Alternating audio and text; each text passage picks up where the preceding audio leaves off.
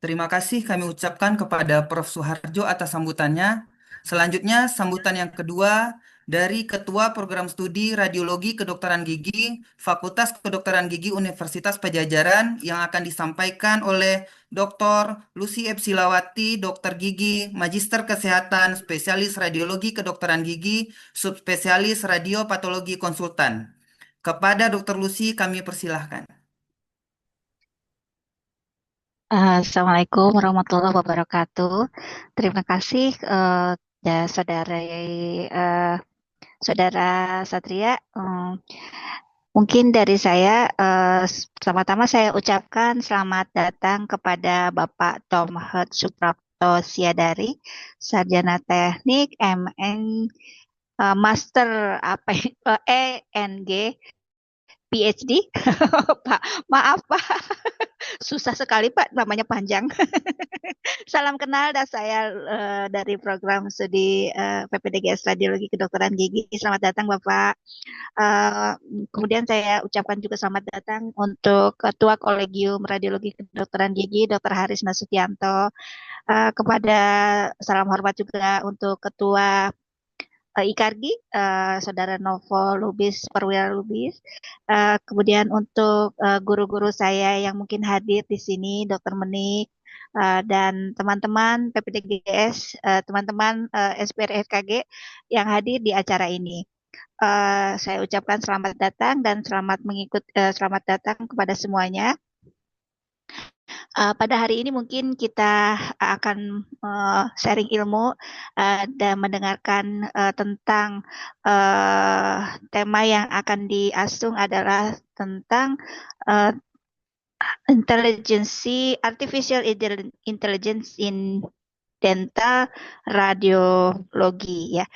Mungkin temanya adalah gimana sekarang AI itu sedang booming ya Pak ya.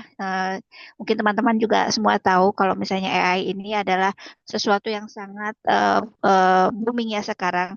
Banyak yang memanfaatkan AI dalam segala bidang. Eh, Kita akan mencoba mengembangkannya di bidang radiologi kedokteran gigi, baik itu dental maupun rahang. Mungkin kita mencoba untuk mempelajarinya. Mungkin ini kesempatan yang baik kita bisa mendengarkan, bisa sharing ilmu dari pakarnya, Bapak Tom Hurt. Terima kasih Bapak untuk kehadirannya dan sudah bisa mau sharing dengan kami. Ya juga untuk teman-teman semuanya, saya ucapkan selamat mengikuti, selamat mendengarkan penjelasan dan panjang lebarlah mengenai tentang AI in dentistry ini ya. Semoga ilmu yang kita sharing bersama ini akan menjadikan berkah buat kita, barokah untuk kita dan untuk kemajuan keilmuan kita bersama. Mungkin segitu saja dari saya. Terima kasih. Wassalamualaikum warahmatullahi wabarakatuh.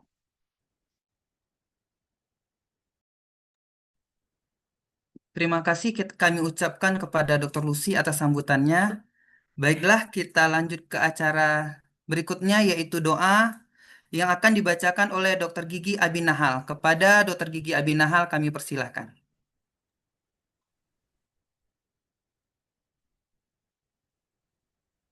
Baik, Assalamualaikum warahmatullahi wabarakatuh. Mohon izin untuk memimpin doa dalam agama Islam. Untuk yang beragama lain, dipersilahkan untuk menyesuaikan. Bismillahirrahmanirrahim. Alhamdulillahirabbil alamin. Segala puji bagi Allah Subhanahu wa taala yang telah melimpahkan rahmat dan karunia-Nya kepada kita semua sehingga pada hari ini dapat berkumpul dalam kegiatan kuliah pakar Artificial Intelligence in Dental Radiology dalam keadaan sehat dan penuh semangat untuk menuntut ilmu. Ya Allah, Tuhan yang Maha Mengetahui, limpahkanlah keberkahan dan ridho-Mu pada kegiatan kami hari ini. Jadikanlah ilmu yang disampaikan sebagai ilmu yang bermanfaat, menambah wawasan, meningkatkan kompetensi, serta menjadi amal kebaikan bagi kami. Ya Allah, anugerahkanlah kepada kami kemudahan dalam memahami ilmu, kejernihan berpikir, dan kebijaksanaan dalam mengamalkannya. Demi kemajuan ilmu radiologi kedokteran gigi. Ya Allah, Tuhan yang Maha Kuasa, ampunilah dosa-dosa kami, dosa orang tua kami, para guru kami, serta dosa seluruh kaum muslimin dan muslimat. Hanya kepadamu kami berserah diri dan hanya kepadamu kami memohon pertolongan. Akhir kata, kami mohon agar Engkau senantiasa membimbing langkah kami di jalan ilmu dan kebaikan. Kabulkanlah doa kami, ya Allah. Rabbana taqabbal minna innaka antas samiul alim. Walhamdulillahirabbil alamin. Wassalamualaikum warahmatullahi wabarakatuh. Terima kasih kami ucapkan kepada Dr. Gigi Abinahal. Semoga kegiatan webinar kita hari ini dapat berjalan dengan lancar. Amin ya robbal alamin. Baiklah, Profesor dan Dokter sekalian yang berbahagia, acara selanjutnya foto bersama. Mohon izin diharapkan kepada Profesor dan Dokter sekalian untuk bisa mengaktifkan kamera karena kita akan foto bersama terlebih dahulu. Baik, untuk slide yang pertama, kita bersiap. 1, 2, 3. Terima kasih. Selanjutnya slide yang kedua. Baik, terima kasih. Slide yang ketiga. 1, 2, 3. Baik, selanjutnya slide yang keempat. 1, 2, 3. Selanjutnya slide yang kelima. 1, 2, 3. Baik, terima kasih Profesor dan Dokter sekalian peserta webinar.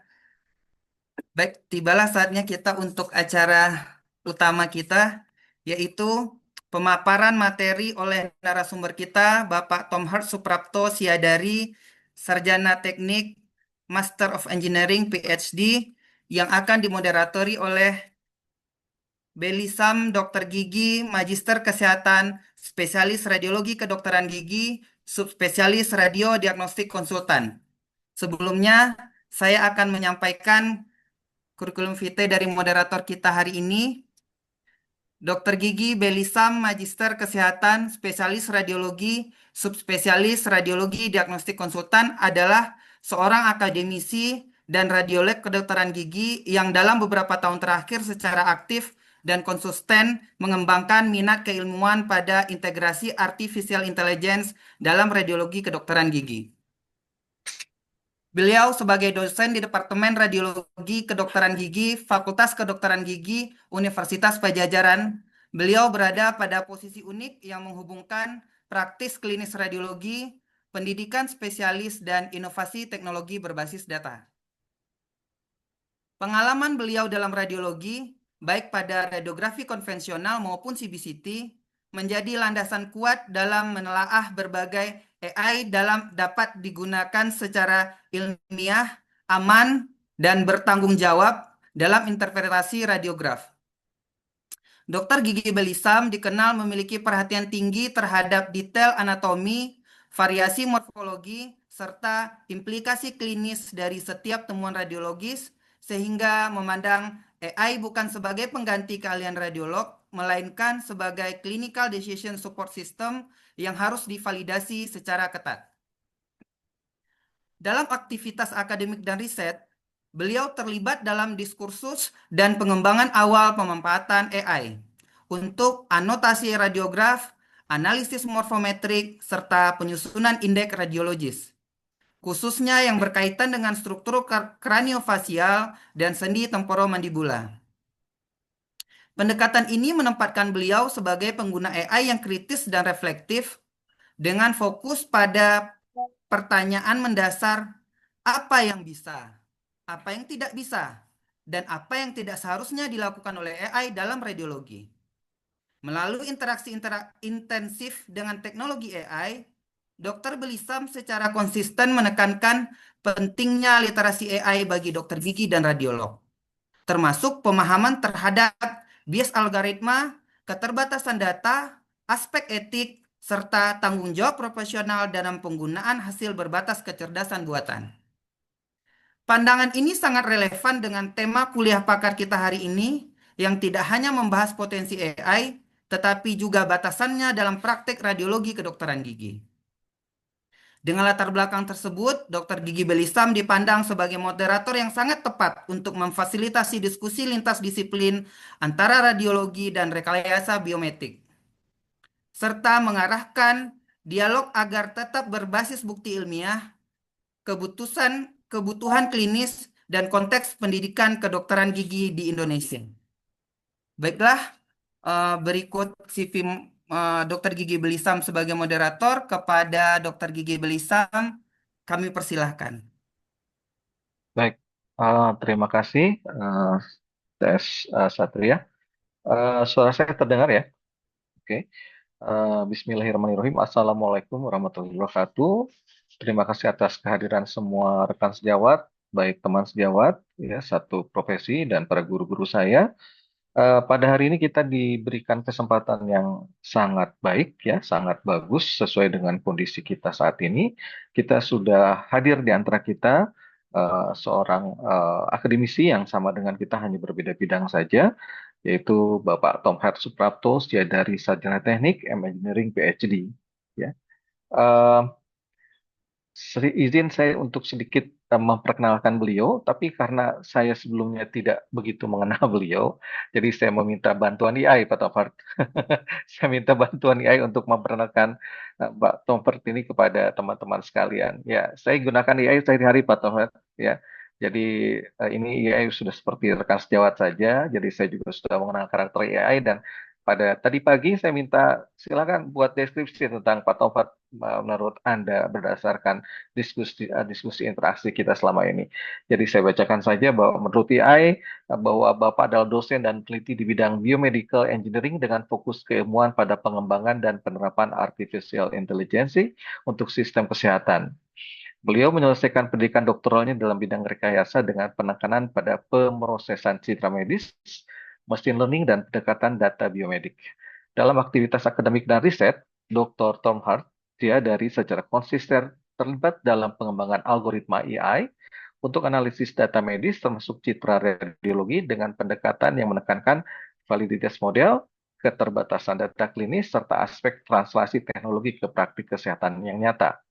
Sebagai dosen di program Biomedical Engineering Telkom University, beliau aktif menjembatani dunia rekayasa komputerasi dan aplikasi klinis, khususnya dalam konteks sistem pendukung keputusan berbasis AI.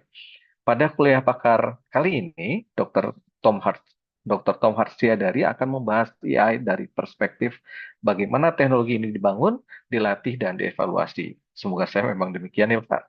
Sehingga peserta memperoleh pemahaman yang utuh mengenai potensi, batasan, dan tantangan AI dalam implementasinya di bidang radiologi kedokteran gigi. Itu kata AI, Pak. Oke, untuk ketersediaan waktu, maka waktu saya persilahkan.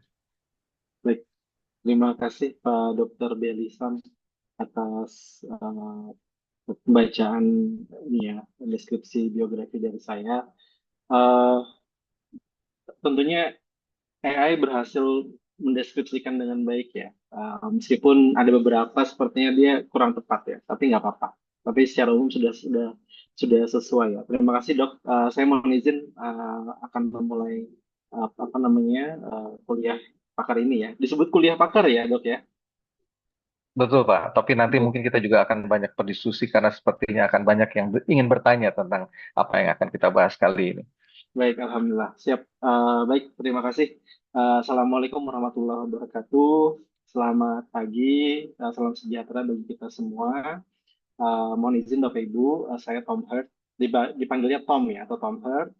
Kemudian sangat senang sekali hari ini bisa berkumpul ya, bertemu secara online di kuliah pakar hari ini. Terima kasih tadi Bapak Ibu Guru Besar, Prof. Soeharjo, kemudian Bu Lucy, kemudian Bapak Ibu Ketua Kolegium Dokter Gigi, lalu ada Ketua Ikatan Dokter Gigi, Ikatan Radiologi, betul, IKARGI, kemudian Bapak Ibu Profesor, dosen, kepala departemen, kepala prodi yang tentunya tidak bisa saya sebutkan satu persatu, juga peserta Zoom hari ini ya. Jadi jujur sangat senang sekali Bapak Ibu semua ya. Ini adalah momen yang sangat dinantikan sebenarnya untuk bisa sharing ya, karena seingat saya ini pertama kali ya saya sharing di forum yang memang khusus semuanya adalah dokter gigi gitu ya, Bapak Ibu dokter gigi. Jadi mohon maaf nanti kalau misalnya saya ada sedikit kurang tepat tentang istilah kedokteran gigi, mohon dimaafkan. Karena saya basicnya adalah engineering ya. Jadi mohon izin. Kemudian materinya saya coba share sebentar. Nah, oke Bapak Ibu, apakah terlihat ya? Oke, suara dan gambar jelas ya Bapak Ibu ya? Oke, clear. Baik, clear. Baik, terima kasih. Saya coba Nah, baik, judul yang mau dipaparkan terkait AI di dental radiologi. Tadi juga Pak Soehardi sebenarnya sudah menyampaikan, Pak Beli juga sudah menyampaikan bahwa AI ini sepertinya asisten kita gitu ya dalam pekerjaan sehari-hari, baik terkait dengan dental radiologi ataupun terkait pekerjaan-pekerjaan yang lain. Nah, sebenarnya ini momen yang kenapa saya sebutkan momen yang sangat saya nantikan ya sebenarnya, karena waktu itu saya di Korea, saya kembali ke Indonesia 2023. Tahun 2021 saya pernah mengisi tutorial Pak di Korea.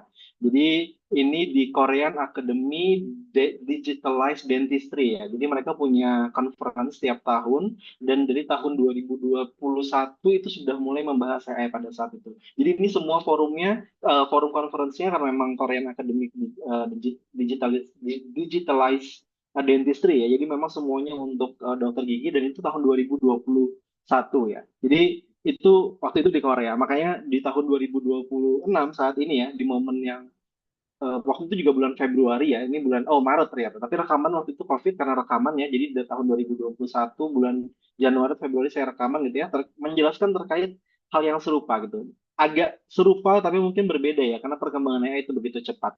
Nah, alhamdulillah ada kesempatan hari ini untuk bisa sharing lebih lanjut ya terkait AI. Nah, sedikit saja, ini ada komite Kemenkes. Jadi Pak Menteri, Pak BGS itu membentuk komite. Jadi ada komite AI di bawah Kementerian Kesehatan, dan saya menjadi salah satu anggotanya.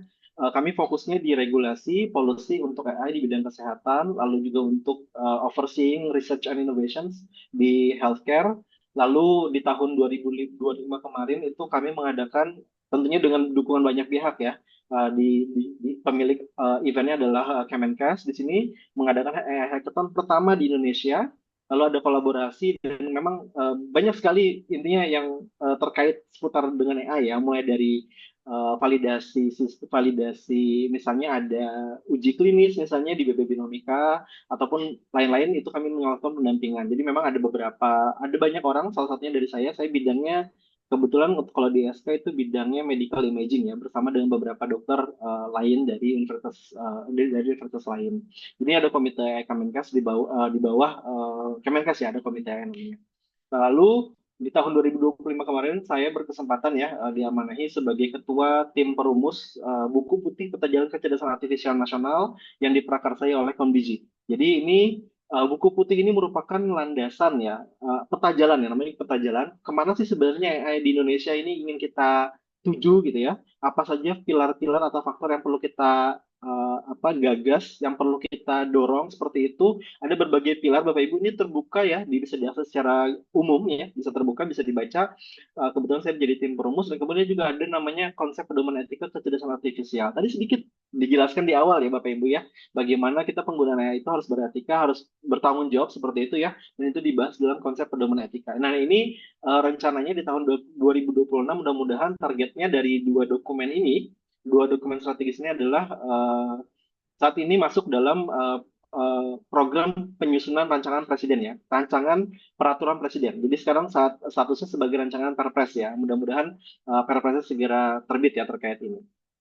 Nah, kemudian untuk hari ini fokus ada dua hal yang ingin saya sampaikan. Yang pertama overview.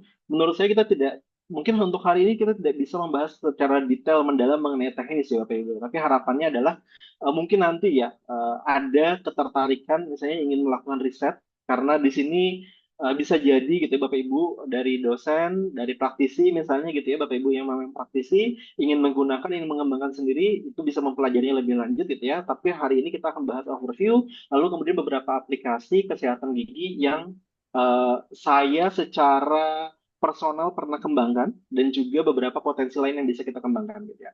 Nah, ini ada beberapa, ada cephalometric landmark detection, disease analysis, detection, dan lain-lain sebagainya. Tadi saya lihat CV Pak Belly juga ya, ada terkait forensik gitu. Kebetulan saya juga pernah ada riset terkait forensik menggunakan panoramic images ya.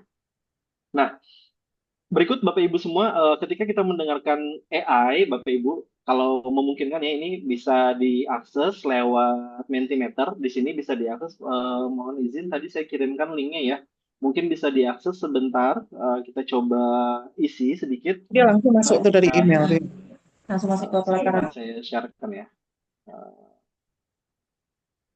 Terkait ini, apa sebenarnya yang Bapak Ibu semua bayangkan ya ketika mendengar AI untuk pertama kali. Mohon izin Bu, tadi saya kirimkan ke Bu Mona ya, apakah bisa di-share di chat atau saya share dulu sebentar. Saya ingin tahu sedikit saja gitu ya Bapak Ibu semua, kira-kira apa yang di Bapak Ibu bayangkan ya semua terkait AI gitu ya. Ntar saya share dulu Mentimeternya. Nah ini, oke, kelihatan ya. Coba di, nah ini. Sedikit saja ketika pertama kali mendengar kata AI gitu ya, apa pertama kali yang Bapak Ibu bayangkan? Ini tidak bisa mengcover 100 orang mungkin ya, tapi mohon izin, mungkin ada beberapa sekitar 50-an orang yang bisa menuliskan di sini. Oke, otomatis, deteksi, smart, make it simple, teknologi kecerdasan, kecerdasan teknologi, baik simulasi kecerdasan manusia mungkin ya ini ya. Karena kalau manus itu salah satu brand ya.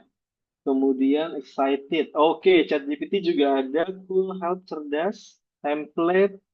Oke, cerdas. Machine thinking ada juga. Excited, machine thinking tadi otomatis, ini otomatis dan make it simple nih ya. Komputer ini kata yang terbayang otomatis ya. Oke. Tapi penasaran saya sebenarnya, otomatis ini nanti seperti apa ya sebenarnya yang dibayangkan ya. Ini asisten, ada ChatGPT ternyata muncul. Sepertinya kalau muncul ChatGPT kayaknya ini adalah tools yang paling sering digunakan adalah ChatGPT mungkin ya dari AI ya. Mungkin karena yang lain belum ada muncul nih, tools yang lain. Oke. Mungkin oke, masih bertambah. Oke, ChatGPT masih ada otomatis future. Oh, future. Ternyata future ya. Mendominasi di sini scary, ada juga scary, ada debat, ada practice komputer multiple answer. Ada yang pembohong, menarik nih, pembohong. Oke, lalu oke, update teknologi beri asisten. Oke, masih ada lagi, ChatGPT masih ada, it knows everything. Oke, menarik nih, ada it knows everything juga ya. Deep search, oke. Kata baru teknologi make it simple. Oke, mungkin kita cukupkan ya untuk yang Mentimeter, tapi ada 3 di sini, ada beberapa kata yang mendominasi, future, otomatis, automatic, make it simple ya. Ada muncul ternyata Gemini juga ya, ternyata ada yang pakai Gemini. Berarti Gemini Grok, oh, ada pakai Grok juga. Oke, ini mungkin yang sering pakai X ya. Oke. Nah, baik, minimal ada bayangan ya. Ternyata itu adalah gambaran gitu Bapak Ibu semua yang terbayang gitu ya oleh Bapak Ibu ketika mendengar AI pertama kali. Nah, ini slide saya kembali lagi ya, sudah kelihatan? Oke, oh, ada yang raise hand? Oh, nggak jadi. Baik. Slide saya kelihatan lagi ya Bapak Ibu ya. Nah, di tahun 2026 sebenarnya ada berita ya yang menurut saya excited ya, buat saya excited, tapi juga menjadikan apa ya sebagai tantangan ya sebenarnya. Jadi mungkin Bapak Ibu tahu ya ChatGPT. Saya yakin tadi sudah muncul ChatGPT, kemudian Gemini dari Google. Jadi ChatGPT, OpenAI itu memunculkan namanya fitur baru adalah GPT Health ya. Jadi kalau yang sebelum-sebelumnya ada yang pernah gunakan Deep Search dan lain sebagainya, ternyata tahun 2020 mereka mulai fokus nih ke GPT Health Bapak Ibu. Jadi memang big player seperti OpenAI, kemudian cloud ini, cloud juga dari Anthropic ya. Ini kalau misalnya ada yang pernah pakai, jadi ada ChatGPT, ada cloud, itu juga memunculkan namanya fitur baru namanya Cloud Healthcare.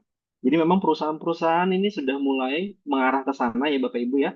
Saya nggak tahu apa yang dibayangkan oleh Bapak Ibu semua ya. Kalau buat saya ini menarik satu. Kemudian yang kedua adalah ini menjadi mungkin tantangan ya untuk kita. Tapi ini adalah info terbaru tahun 2026, jadi memang progresnya sangat cepat dan cepat atau lambat sepertinya bisa jadi ya. eh, Tools platform ini atau service ini akan semakin membumi ya, semakin banyak orang yang menggunakan karena ini memang sudah bisa diakses di OpenAI. Nah, lalu AI itu adalah tool, bukan magic Bapak Ibu semua. Kemudian it's powerful, tapi ini butuh human oversight, ethical consideration, dan juga butuh continuous improvement to be truly useful ya. Jadi butuh continuous improvement. Jadi tidak bisa kita mengharapkan atau ketika kita mengembangkan AI itu satu kali misalnya kita kembangkan saat ini lalu selesai itu tidak seperti itu gitu. Tapi AI itu adalah butuh data baru, butuh waktu, butuh untuk di training kembali, butuh di fine tuning misalnya bahasa teknisnya gitu ya, atau butuh dikembangkan kembali, atau butuh kita training dengan data yang baru lagi supaya dia memberikan insight yang berguna untuk kita. Jadi dia bukan magic ya tadi ya. Tadi kan ada tuh it knows everything katanya. Jadi AI itu tidak knows everything ya Bapak Ibu. Ini adalah persepsi yang misleading sebenarnya. AI doesn't know everything sebenarnya, doesn't know anything ya dia. Sebenarnya dia mengingat apa yang kita berikan, data yang kita berikan gitu. Dia mengingat pattern, pola-pola yang kita berikan seperti itu. Nah, kemudian di sini secara di bidang kesehatan klinis terutama bidang kesehatan gigi itu adalah 21,1% dari data yang saya dapatkan itu salah ya tooth ekstraksi. Jadi tooth ekstraksi bisa jadi wrong tooth due to miscommunication atau fatigue gitu ya. Kemudian keuntungannya tadi apa? Human constraint Bapak Ibu.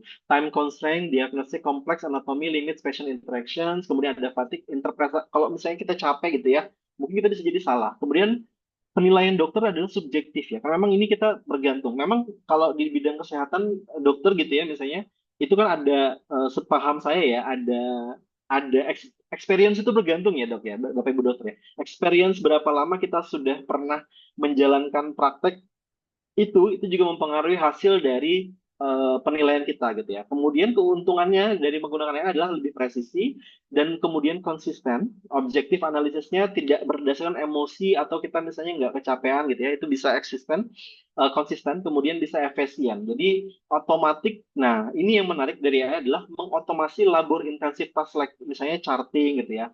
Eh, Kalau dari sisi nanti kita bahas ya misalnya cephalometric gitu ya itu kan titiknya ada banyak, tergantung dari berapa titik yang kita gunakan gitu ya. Kalau dalam konteks pengalaman saya, misalnya kita 80 titik, baik dari soft tissue maupun hard tissue misalnya. Di total 80. Kalau dikerjakan secara manual kan itu lumayan waktunya gitu ya. Kalau dengan AI itu bisa lebih cepat lagi. Nah, jadi dia mengefisiensikan dari proses ya. Nah, kemudian karena memang khusus kita pembahasannya hari ini dia terkait radiologi, maka saya paling dekat itu adalah AI untuk computer vision.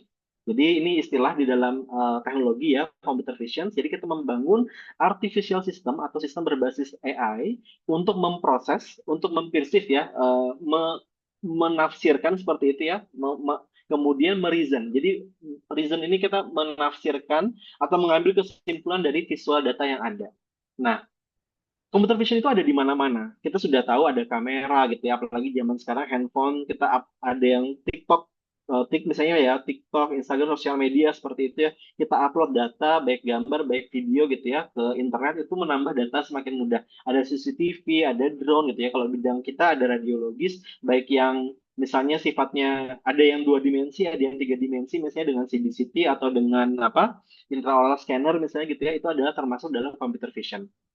Nah, namun sebenarnya komputer itu apa yang dilihat itu adalah hanya angka-angka sebenarnya. Kita manusia gitu ya diberikan kemampuan oleh Allah gitu ya untuk bisa melihat dengan mata kita. Kita langsung bisa menafsirkan oh ini warna apa, putih, hitam, warna-warna lain gitu ya. Atau ini objek apa. Nah, tapi sebenarnya kalau misalnya ditelisik dari bidang teknologi gitu ya bahwa apa yang kita lihat itu sebenarnya adalah angka-angka seperti ini. Nah, sehingga sebenarnya ya di sini menjadi penting kayak kalkulus kemudian apa aljabar linear itu menjadi penting ya karena ini adalah menjadi fondasi dari kita.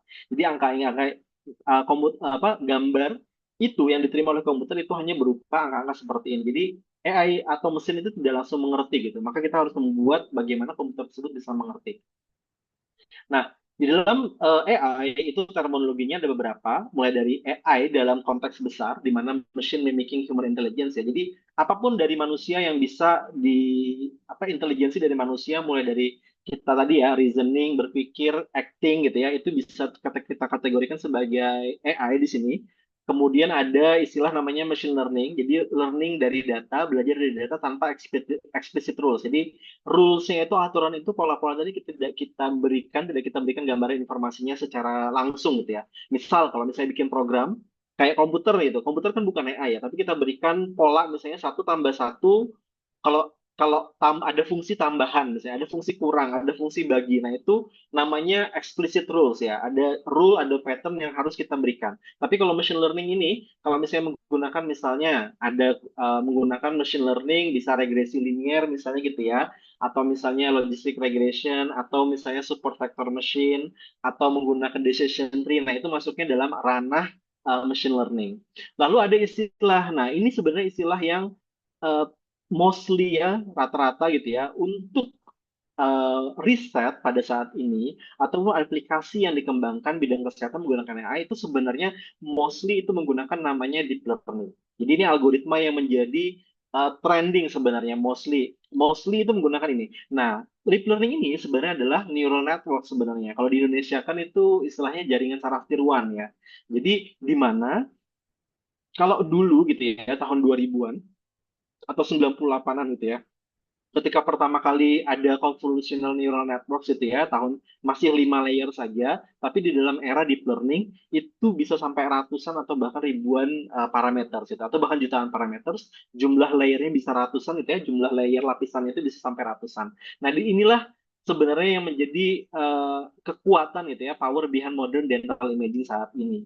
Yang kita sebut AI biasanya gitu ya, AI untuk deteksi penyakit apa gitu. Nah, biasanya itu menggunakan deep learning. Lalu kemudian ada istilah namanya generative AI gitu ya. Di sini creating new data baik image, text ataupun misalnya audio atau gabungan keduanya. Jadi fungsi utamanya adalah creating, tapi sebenarnya ini tidak meng-create ya, tidak dalam konteks dia tidak membuat sendiri, tapi dia mempelajari data yang ada, lalu kemudian meniru pola-pola dari data-data yang sudah kita latih itu menjadi data yang baru sebenarnya. Jadi dia bukan tiba-tiba pinter sendiri gitu ya. Tiba-tiba seolah-olah ini generatif AI ini dia menciptakan gitu. Jadi kita tidak menggunakan kata-kata menciptakan ya, tapi dia sebenarnya adalah mempelajari pola-pola. Misalnya kalau dalam LLM itu dalam ChatGPT misalnya dia sudah tahu kira-kira nih kalau misalnya saya pergi ke pasar gitu, dia bisa menebak kira-kira lanjutan dari pasar ini apa sih. Misalnya saya pergi ke pasar untuk misalnya untuk kemudian dari untuk membeli membeli ikan misalnya. Nah, ini generatif AI itu sebenarnya mengenerate kemungkinan-kemungkinan setelah kalimat tersebut gitu. Nah, itu namanya generatif AI ya. Jadi supaya tidak salah persepsi ya bahwa generatif AI itu tidak dalam tanda kutip tidak sepintar yang kita bayangkan sebenarnya, tapi dia mempelajari data yang ada. Nah, modern applications diagnosis sekarang misalnya caries detections, bone loss itu sebenarnya macam-macam bergantung dengan menggunakan deep learning. Oke, sebelum era deep learning itu fitur kita sebut sebagai features ya. Features fitur misalnya kita kalau manusia punya mata, punya hidung gitu, itu namanya features. Kalau sepeda punya roda, punya setang gitu ya, punya tempat duduk itu namanya feature. Nah, kalau di radiologi itu misalnya kalau kita lihat panoramik misalnya gitu ya. Oh, ini ada gigi, giginya jumlahnya berapa, ada bagian hidung, ada bagian ini. Nah, itu namanya features. Kalau sebelum era deep learning, dalam era machine learning misalnya gitu ya, semua itu harus kita jabarkan, harus kita berikan penjelasan apa sih sebenarnya hidung gitu. Kalau dokter mungkin bisa menjelaskan ya secara saintifik ya, misalnya apa sih sebenarnya dimaksud dengan hidung gitu ya, apa sih sebenarnya dimaksud dengan kepala gitu ya. Tapi kan secara sisi saya teknis gitu, programmer kita harus menjelaskan bagaimana caranya mengenali hidung itu dengan secara programming gitu ya, membuat rule-rule tertentu. Misal kalau mata itu, kalau manusia wajah nih, wajah itu artinya adalah ada hidungnya dua, ada hidungnya satu gitu, matanya dua, mulutnya satu, mulutnya di bawah dan segala macam. Nah, itu sebelum era deep learning. Setelah era deep learning gitu ya, ini saya ini aja ini gambaran ya, kalau ternyata di apa namanya kalau di bidang radiologi mungkin kontras itu berpengaruh gitu ya Bapak Ibu ya, ada iluminasi backgroundnya berpengaruh, belum lagi kalau misalnya kalau kita ngomongin konteks radiologi mungkin mesinnya beda, kemudian pengambilan jarak dekatnya beda gitu. Nah, itu menjadi pengaruh di sini. Begitupun sama dengan gambar biasa ya, ada background yang berbeda. Di sini kan kucing misalnya gitu ya, karena backgroundnya coklat jadi lebih sulit untuk dikenali. Kalau misalnya kucing seperti ini ya, ini hitam jadi menjadi sulit gitu, ada iluminasi dan lain sebagainya. Begitupun sebenarnya terjadi dengan di radiologi. Saya yakin gitu ya, Bapak Ibu semua lebih memahami nih ya bahwa hasil scanning gitu ya itu berbeda kadang ya. Kualitas itu berpengaruh, kemudian macam-macam lah itu tantangan dari sebelum era deep learning sehingga itu menjadi sulit sebelumnya ya. Nah, ketika di era deep learning gitu ya, eh, ini semua gitu ya proses tadi kita menentukan rules, tantangan-tantangan deformation ini berbeda-beda ya. Deformation ini artinya ada kucing kurus, ada kucing yang tinggi, ada kucing yang pendek, ada yang dia modelnya macam-macam. Nah, ini sebenarnya mempengaruhi Bapak Ibu ya dalam konteks computer vision. Karena apa? Karena nanti tadi angka-angka, pixel-pixelnya itu berbeda. Nah, seperti itu ya. Ini memberikan gambaran. Kemudian, tapi sebenarnya gitu ya ketika di era deep learning itu yang kita butuhkan adalah kita membutuhkan data. Jadi misalnya di sini data mobil, kita punya banyak data mobil, gambar-gambar, lalu dengan menggunakan namanya algoritma CNN ya, Convolutional Neural Networks gitu ya, sebenarnya kita mempelajari fitur tadi gitu ya, di tengah-tengah ini. Ini merupakan jaringan yang ada di dalam algoritma CNN tadi. Kita belajar di sini mulai dari misalnya ada edge gitu ya, ada sudut, ada bentuk circle, ada bentuk kotak. Nah, itu semua dipelajari secara dalam tanda kutip otomatis gitu ya, belajar melalui proses pembelajaran, kita kumpulkan data, lalu nanti kita di akhir kita bisa lakukan misalnya klasifikasi gitu ya. Oh, ini mobil, ini truk, ini misalnya pesawat, ini kapal, ini kuda misalnya gitu ya. Nah, itu dengan menggunakan deep learning melalui proses namanya proses pembelajaran atau training ya, atau learning gitu ya. Nah, lanjut di sini ini memang engine ya dalam tanda kutip biasanya dalam algoritma AI, dalam penggunaan AI gitu ya, algoritma ini atau CNN ini tuh menjadi go-to standar algoritma gitu ya. Jadi biasanya untuk kita melatih bagaimana deep learning gitu ya menggunakan CNN. Meskipun sekarang gitu ya ada yang namanya transformer gitu ya. Jadi ada namanya algoritma lain namanya transformer. Kalau di dalam vision jadi namanya vision transformer gitu ya. Transformer ini sebenarnya kalau saya ceritakan adalah cikal bakal dari ChatGPT. GPT itu adalah transformer sebenarnya. Jadi nama algoritmanya di bawah itu adalah namanya transformer ya. Nah, CNN ini digunakan untuk melatih model ya, model AI. Kita latih misalnya kita udah punya data, gambar, misalnya tooth ya yang sudah di crop di sini, gigi yang sudah di crop, lalu dilatih dengan menggunakan CNN ada layer satu, ada pooling layer, ada convolutional layer 2, ada pooling layer, lalu ada fully connected layer. Ini kalau misalnya tidak perlu memahami ini saat ini ya. Jadi namanya ada layer-layer atau lapisan-lapisan lah intinya ya. Yang jumlahnya kalau di sini satu, yang hijau kan satu, dua, yang biru dua ya. Mungkin jumlahnya empat ditambah yang terakhir gitu ya. Itu lima lapis gitu ya. Tapi bayangkan Bapak Ibu semua di dalam era deep learning saat ini ada seratusan atau bahkan seribuan gitu ya lapis dari jaringan-jaringan yang berwarna hijau ini. Dan jumlah node-nya ya, titik-titik di dalamnya itu ada banyak gitu ya. Ada yang 100, ada yang 200, ada yang misalnya 64, ada yang 100, ada yang 128, ada 256 gitu ya, macam-macam di situ. Nah, ini jaringan secara sederhananya ya. Jadi misalnya kita mau mendeteksi di sini apakah dia decay atau bagus gitu ya, giginya, lalu kita gunakan CNN di sini.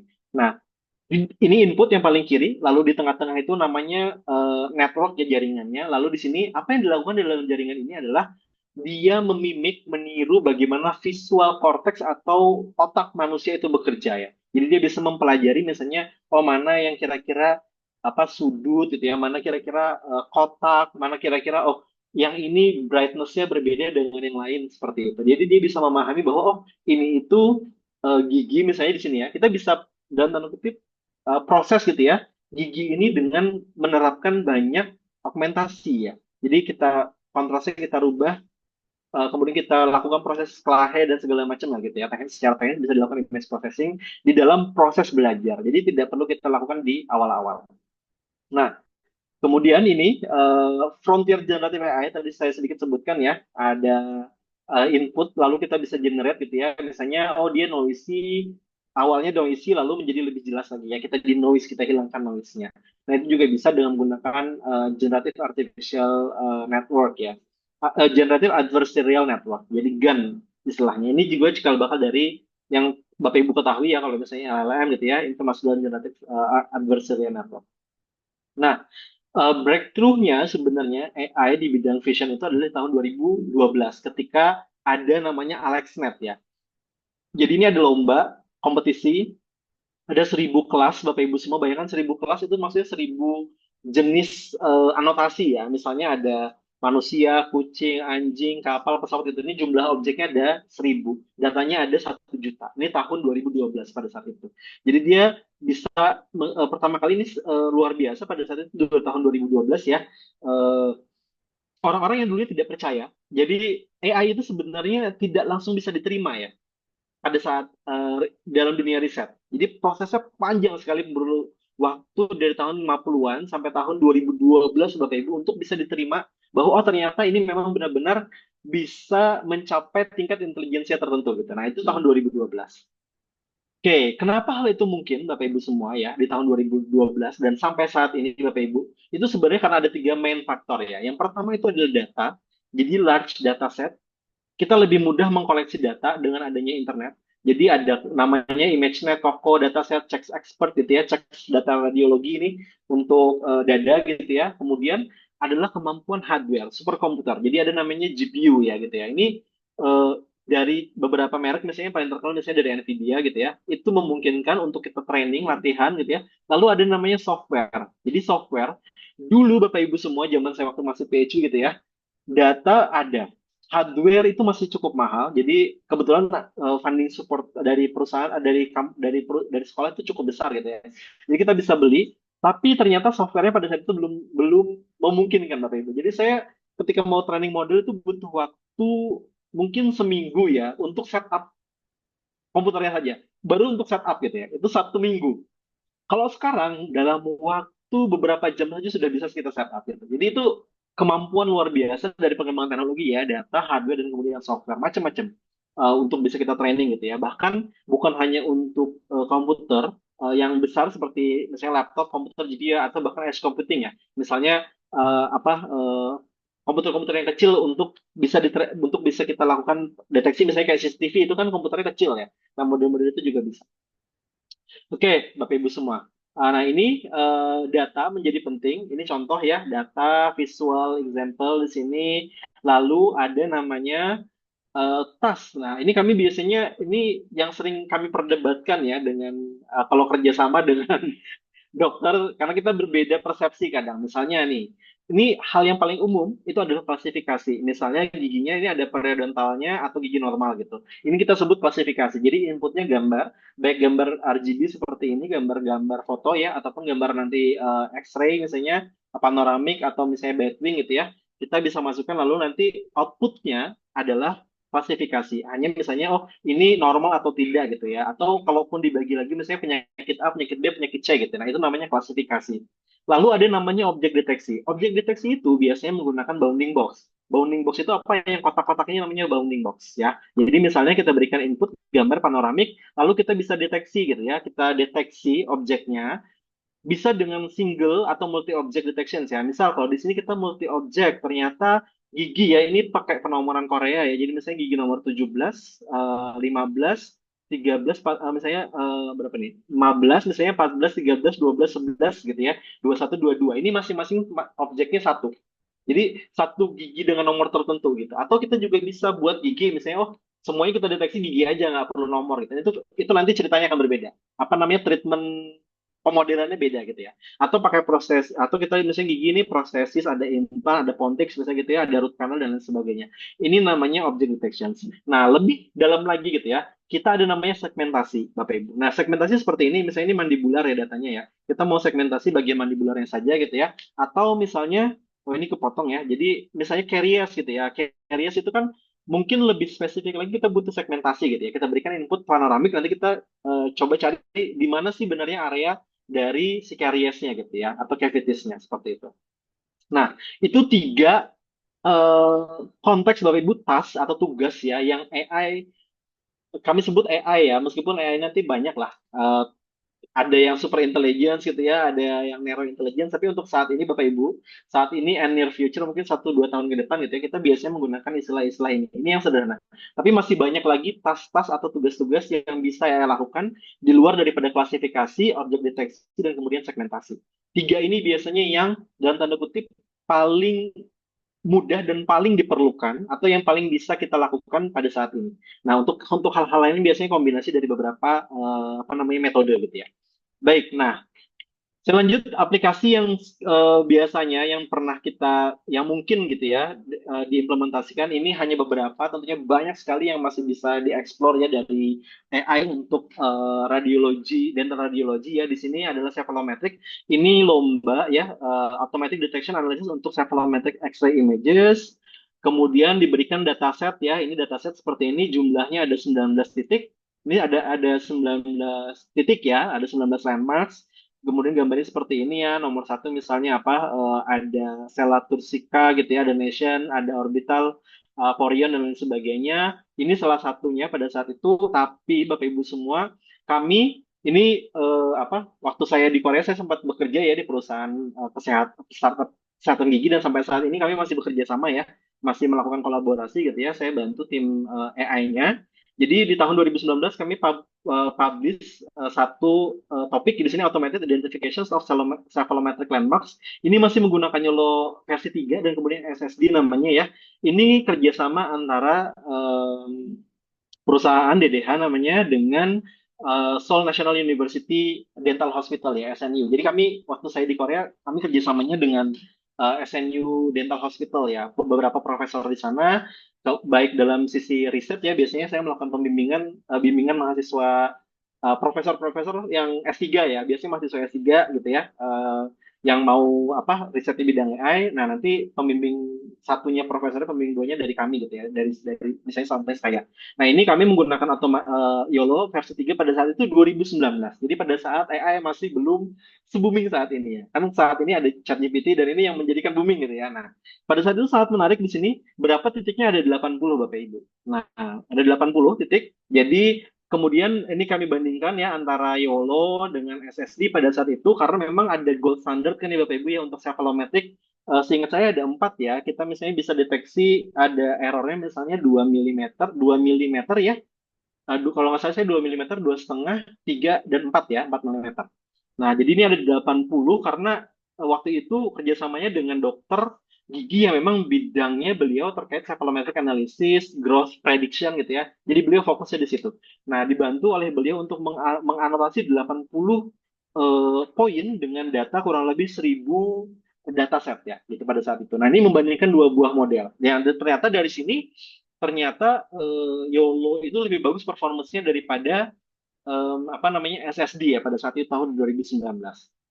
Nah, kemudian gitu ya, dari hasil ini ada hal yang menarik adalah eh, lalu dilakukan pertanyaan kedua gitu, automatic identifications of cephalometric landmarks part 2, might it be better than human?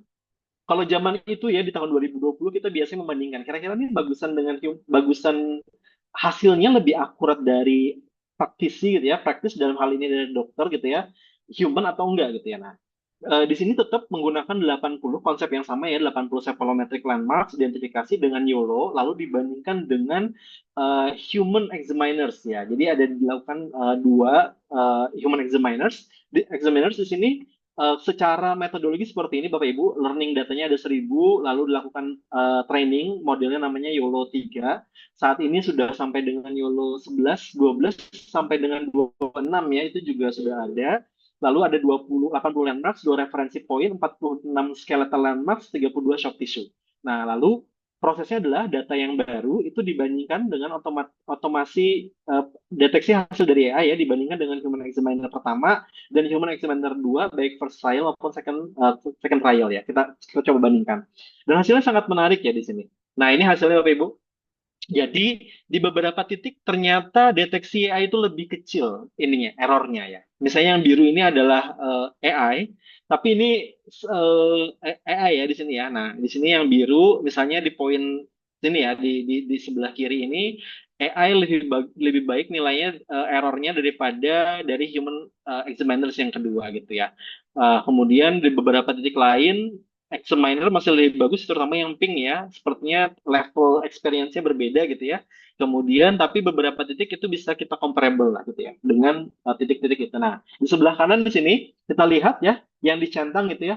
lebih akurat mana gitu ya, yang Sela lebih akurat AI gitu ya, kemudian yang Bayesian ini sama kayaknya ya, kemudian nasal Porion AI, kemudian posterior nasal spine gitu ya, itu AI lebih bagus, errornya lebih lebih akurat gitu ya, kemudian point B akurat, protuberance menti ya itu juga lebih bagus. Jadi memang ada titik-titik yang lebih gampang diprediksi, dideteksi lebih akurat, bukan lebih gampang ya, lebih akurat dideteksi oleh AI. Nah, sebenarnya Bapak Ibu semua ya, eh, ini saya mengembangkan satu lagi model ya, cuma memang kami tidak publikasikan dalam riset gitu ya, karena ini kebutuhan untuk produk ya gitu ya. Nah, model yang kami kembangkan itu lebih bagus dari hasilnya dari yang saya tampilkan saat ini gitu ya.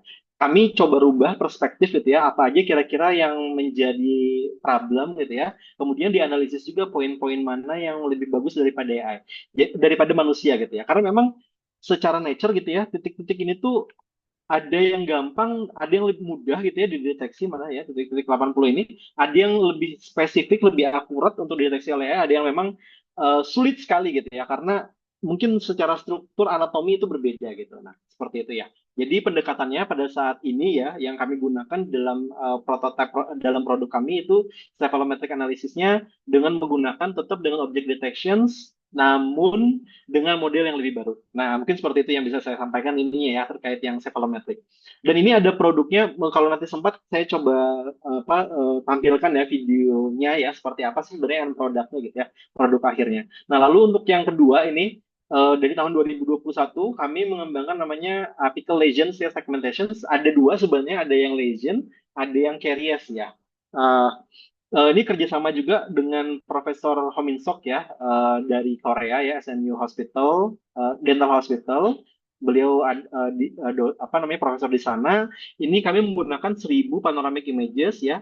Kemudian tujuannya untuk apa segmentasi apical lesion ya. Jadi apical lesions karena setahu saya datanya agak berbeda ya secara apa enggak panoramik gitu ya. Kalau panoramik ya. Bentar kita lihat ya. Nah, seperti ini. Jadi datanya apical lesions seperti ini dengan menggunakan panoramik ya. Pada saat itu rekan saya ini yang kita publikasikan ini menggunakan legends apa mengsegmentasi legends. Pada saat itu saya mengsegmentasi caries ya. Jadi biasanya tapi kami asumsikan gitu ya kalau misalnya sukses di legend kemungkinan besar sukses juga di caries gitu ya karena secara nature dia agak agak agak agak sama gitu ya. Nah, di sini menggunakan namanya modelnya UNet ya untuk segmentasi. Tapi di sini bukan instant segmentasi ya. Jadi satu segmentasi semua carriers itu kita asumsikan sama gitu objeknya. Nah, di sini menggunakan UNet ya. Detailnya Bapak Ibu bisa baca ya di paper ini. Tapi kami menggunakan UNet model yang dikembangkan oleh orang lain pada saat itu memang untuk segmentasi penyakit yang berbeda gitu ya. Nah, kami coba adopsi gitu ya. Dan ini tapi dengan menggunakan beberapa tweaking ya. Misalnya ada image resize gitu ya karena setelah dari hasil dari penelitian kami ternyata area-area ini kan panoramik terlalu luas gitu ya, ada area-area yang tidak diperlukan maka itu perlu cropping dulu misalnya gitu ya, lalu ada pre-processing dulu, ada perlu high resolutions dulu dari yang di low resolution atau saya nggak terlalu high resolution tapi kemudian kita coba tingkatkan gitu ya. Nah, itu akan membantu sekali performance-nya. Nah, di sini threshold-nya ya IOU intersection over union antara apa namanya antara ground truth ya data yang sebenarnya dengan prediksi gitu ya ada beberapa mulai dari 0,3, 0,4 sampai 0,5. Biasanya memang standarnya threshold-nya itu ya ketika kita menentukan ini areanya betul atau tidak itu 0,5 gitu ya. Biasanya seperti itu. Nah, tapi kita coba dan hasilnya cukup bagus ya 0,83 tapi Bapak Ibu semua dari pengalaman saya sampai saat ini ya, ini kasus untuk mendeteksi carriers ini tuh sulit ya. Dan mungkin nanti butuh apa ya, kalau misalnya ada yang berpendapat ya. Jadi carriers ini cukup sulit untuk kami dapatkan apa namanya cukup sulit lah, cukup menantang gitu ya. Tapi alhamdulillah ini ya modelnya semakin bagus, semakin kesini semakin bagus ya tentunya ya, semakin presisi gitu ya. Tapi memang ini cukup atau sangat menantang ya kasus untuk carrier segmentation ini. Nah, kemudian ini contohnya, ini adalah inputnya, lalu kami bisa mengsegmentasi, oh ini adalah apical lesions-nya gitu ya. Nah, kalau caries kan mungkin yang kecil-kecil ya, nanti lebih kecil lagi gitu anunya apa area-areanya. Oke. Nah, kemudian untuk yang ketiga, aplikasi yang saya lakukan ya bersama dengan mahasiswa. Dulu beliau dokter praktisi ya, tapi lagi S3 pada saat itu. Bidang risetnya adalah ini ya, terkait forensik, jadi automatic detections of teeth ya, jadi menggunakan deteksi gigi dan juga dental treatment ya, misalnya pakai apa, pakai prostesis atau ada implan gitu ya, untuk forensik. Nah, di sini ini cukup sangat rajin menurut saya ya, kolaborasinya beliau luar biasa. Jadi mendeteksi, menganotasikan, Bapak Ibu bayangkan ya tadi ya, natural teeth ada, jadi data panoramiknya ada 1.000, dan rekan kami ya, Dr. Choi ini menganotasi gigi satu persatu. Jadi satu gambar ada banyak gigi ya, itu ada 32 misalnya giginya, tambah root canal, tambah prosthetics, tambah implan. Nah, itu yang dilakukan oleh beliau ya, untuk bisa mengerjakan S3 pada saat itu. Itu luar biasa menurut saya, karena giginya satu-satu gitu ya. Kayak kebayang satu-satu dibuat banding box gitu ya. Lalu prosthetics dibuat banding box, implan dibuat banding box. Dan itu ada 1.000 gambar. Nah, ini ada 1.000 gambar ya, ada 1.000 images. Lalu tujuan kami membuat prediksi, dan ini Bapak Ibu semua, ternyata AI bisa solving this problem easily ya. Bisa menyelesaikan ini. Kenapa? Natural tooth itu ternyata hampir 100% bisa dideteksi. Jadi kalau misalnya ada bikin platform nih ya, deteksi gigi itu presisinya sangat tinggi, akurasinya sangat tinggi, 99% ya. Prostesis cukup menantang 80%, implan itu gampang ya, karena implan kan kayak gigi gitu ya, atau kemudian ada ininya ya, ada apa, ada rootnya itu ya, yang kayak more-nya itu kan gampang dikenali gitu ya. Nah, memang treated root canals juga ada, tapi ini kan area yang cukup kecil yang menantang, karena kan ini proses putih-putih ya warnanya gitu ya, jadi cukup menantang. Tapi tetap hasilnya cukup sangat tinggi ini ya, 80% dan 99%. Nah, lalu kami lakukan metode seperti ini ya, untuk bisa mengumpulkan database. Jadi kami bentuk database gitu ya, forensik, bisa mengenali similarity ya, apakah ante dengan pos ini datanya sama atau tidak gitu. Nah, itu untuk deteksi tersebut. Tapi secara otomatis kami mengekstraksi, membuat database dengan menggunakan artificial intelligence. Nah, ini riset yang pertama, riset kami yang forensik yang pertama ya. Sebenarnya ada lagi riset yang kedua ya, dengan metode yang pendekatan yang sama, yang menggunakan AI, juga deteksi ini ya, numbering, processes, kanal dan lain sebagainya. Nah, ini contohnya ya. Ini luar biasa memang beliaunya, satu persatu tuh di bounding boxin seperti ini ya, masing-masing, dan ada 1.000 panoramic images ya. Lumayan menyita waktu. Ya, tadi labor intensif ya sebenarnya ini ya. Oke. Nah, kemudian ini yang kedua tadi, yang kami lakukan sama tetap di bidang forensik, ada AM ya, ante, kemudian deteksi, post processing, lalu kita buat database-nya ya gitu ya. Kemudian kita rekonsiliasi kira-kira similarity score-nya seperti apa. Nah, ini kami sedang juga mengembangkan similarity score ya seperti ini, tapi dengan menggunakan metode yang berbeda. Kalau ini kan dengan object detection ya. Kami coba kembangkan saat ini dengan metode yang lebih terkini ya gitu ya, dengan menggunakan tanpa menggunakan object detection, supaya tidak labor intensif ya, tapi dengan menggunakan full panoramic images langsung bisa diproses seperti itu. Nah, nanti kalau misalnya papernya sudah terbit, nanti bisa saya share ya. Tapi intinya kami sudah mengembangkan ini juga. Nah, kemudian ini contoh ya, tooth detections, dan tooth detection ini ternyata sangat berguna ya Bapak Ibu ya. Untuk ini yang lain-lain ya, ini bukan hasil riset saya, tapi saya ambil dari literature review ya. Saat ini contoh juga kami mengerjakan periodontitis ya. Jadi di periodontitis itu kan ada yang 5 titik ya. Saya nggak tahu sebutnya apa ya. Ada 5 titik, ada 6 titik, ada 7 titik gitu ya, tergantung giginya gitu ya. Nah, itu juga base-nya bisa dengan object detection, kita crop dulu, lalu nanti kita temukan titik-titik tadi ya, untuk bisa mengukur uh, garis ya, betul ya, kalau saya tidak, mesial distal gitu ya. Nah, seperti itu. Ini contohnya, ini caries ya, kami juga kembangkan caries detection seperti ini dengan menggunakan CNN, misalnya macam-macam pendekatannya Bapak Ibu ya, bisa dengan menggunakan object detection, segmentation, kita itu juga bisa untuk caries detection. Kemudian, nah ini kan ya yang agak mirip ya, mungkin periodontal ya, misalnya titik-titik ini kan ada, ini mungkin di sini berapa Bapak Ibu? 6 mungkin ya, saya nggak tahu antara 6 atau 7 ya kalau yang sini ya, gambar yang ini gitu ya, lalu kita bisa coba cari garis di mana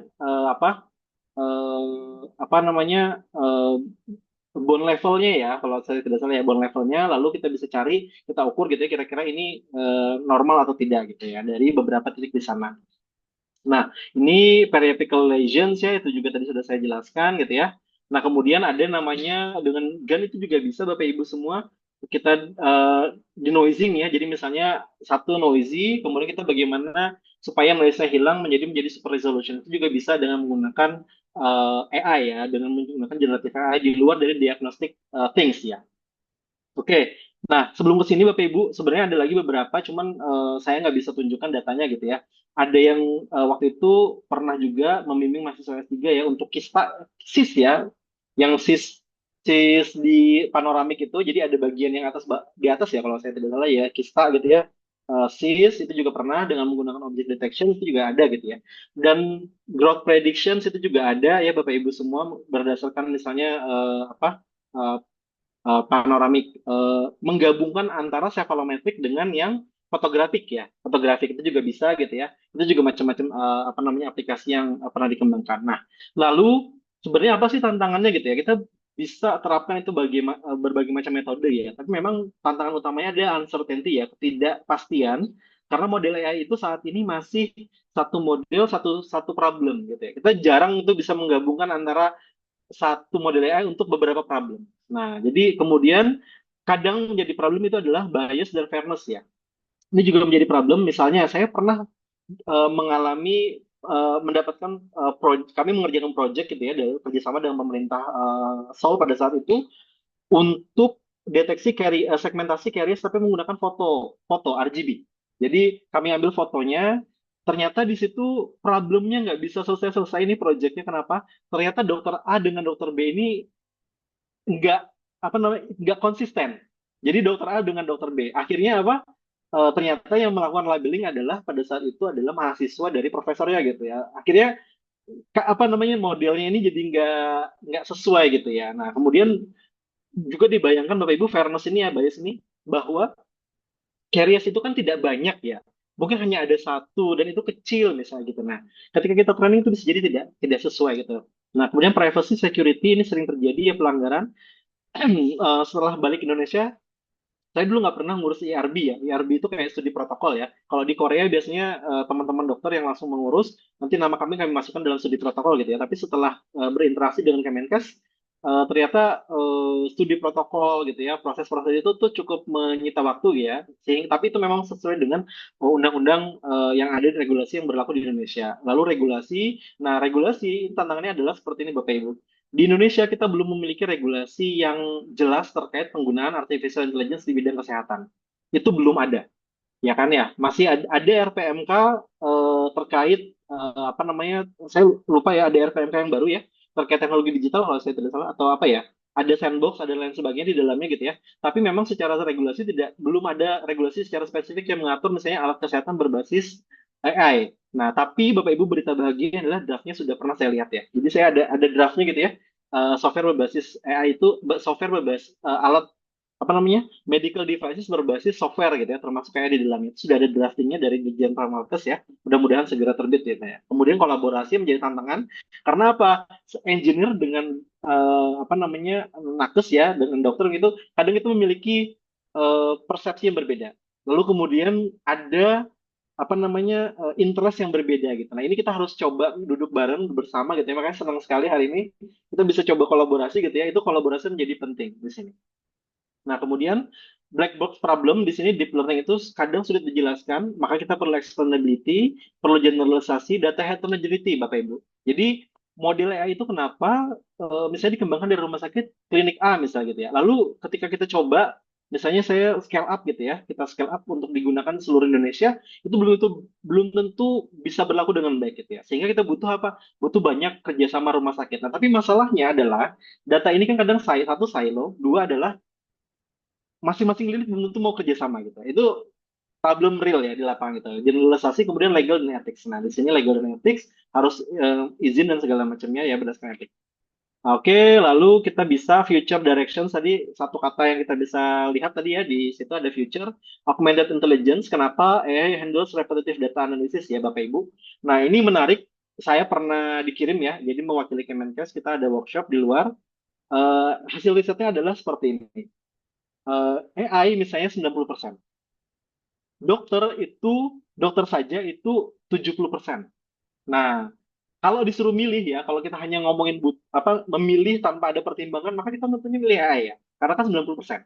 Tapi nggak bisa kita seperti itu karena terkait regulasi dan lain sebagainya gitu Bapak Ibu ya, sehingga kita perlu yang namanya augmented intelligence. Jadi AI bekerja sama dengan manusia, AI bukan terbalik ya. Dokter kita menggunakan AI gitu ya. Nah, itu performance-nya yang awalnya 70% jadi 80%.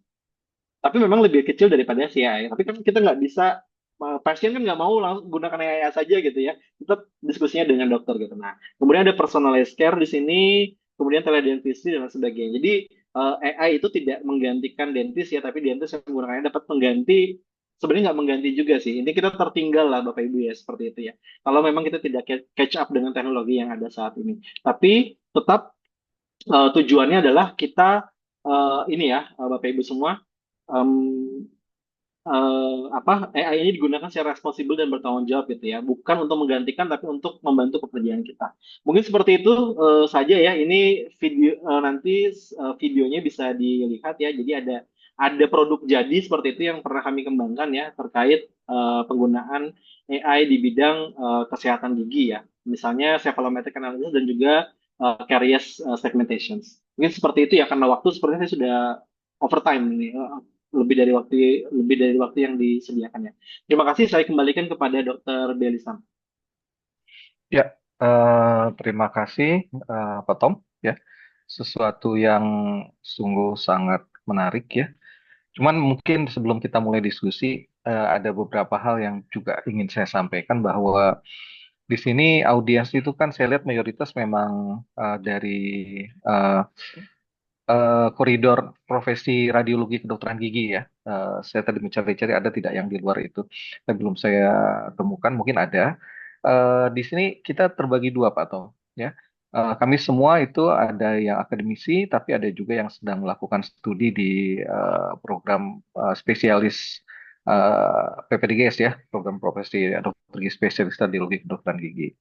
Kalau kita bagi itu ada dua, yaitu sebagai user dan juga orang-orang yang berminat untuk develop atau mengembangkan IA itu sendiri.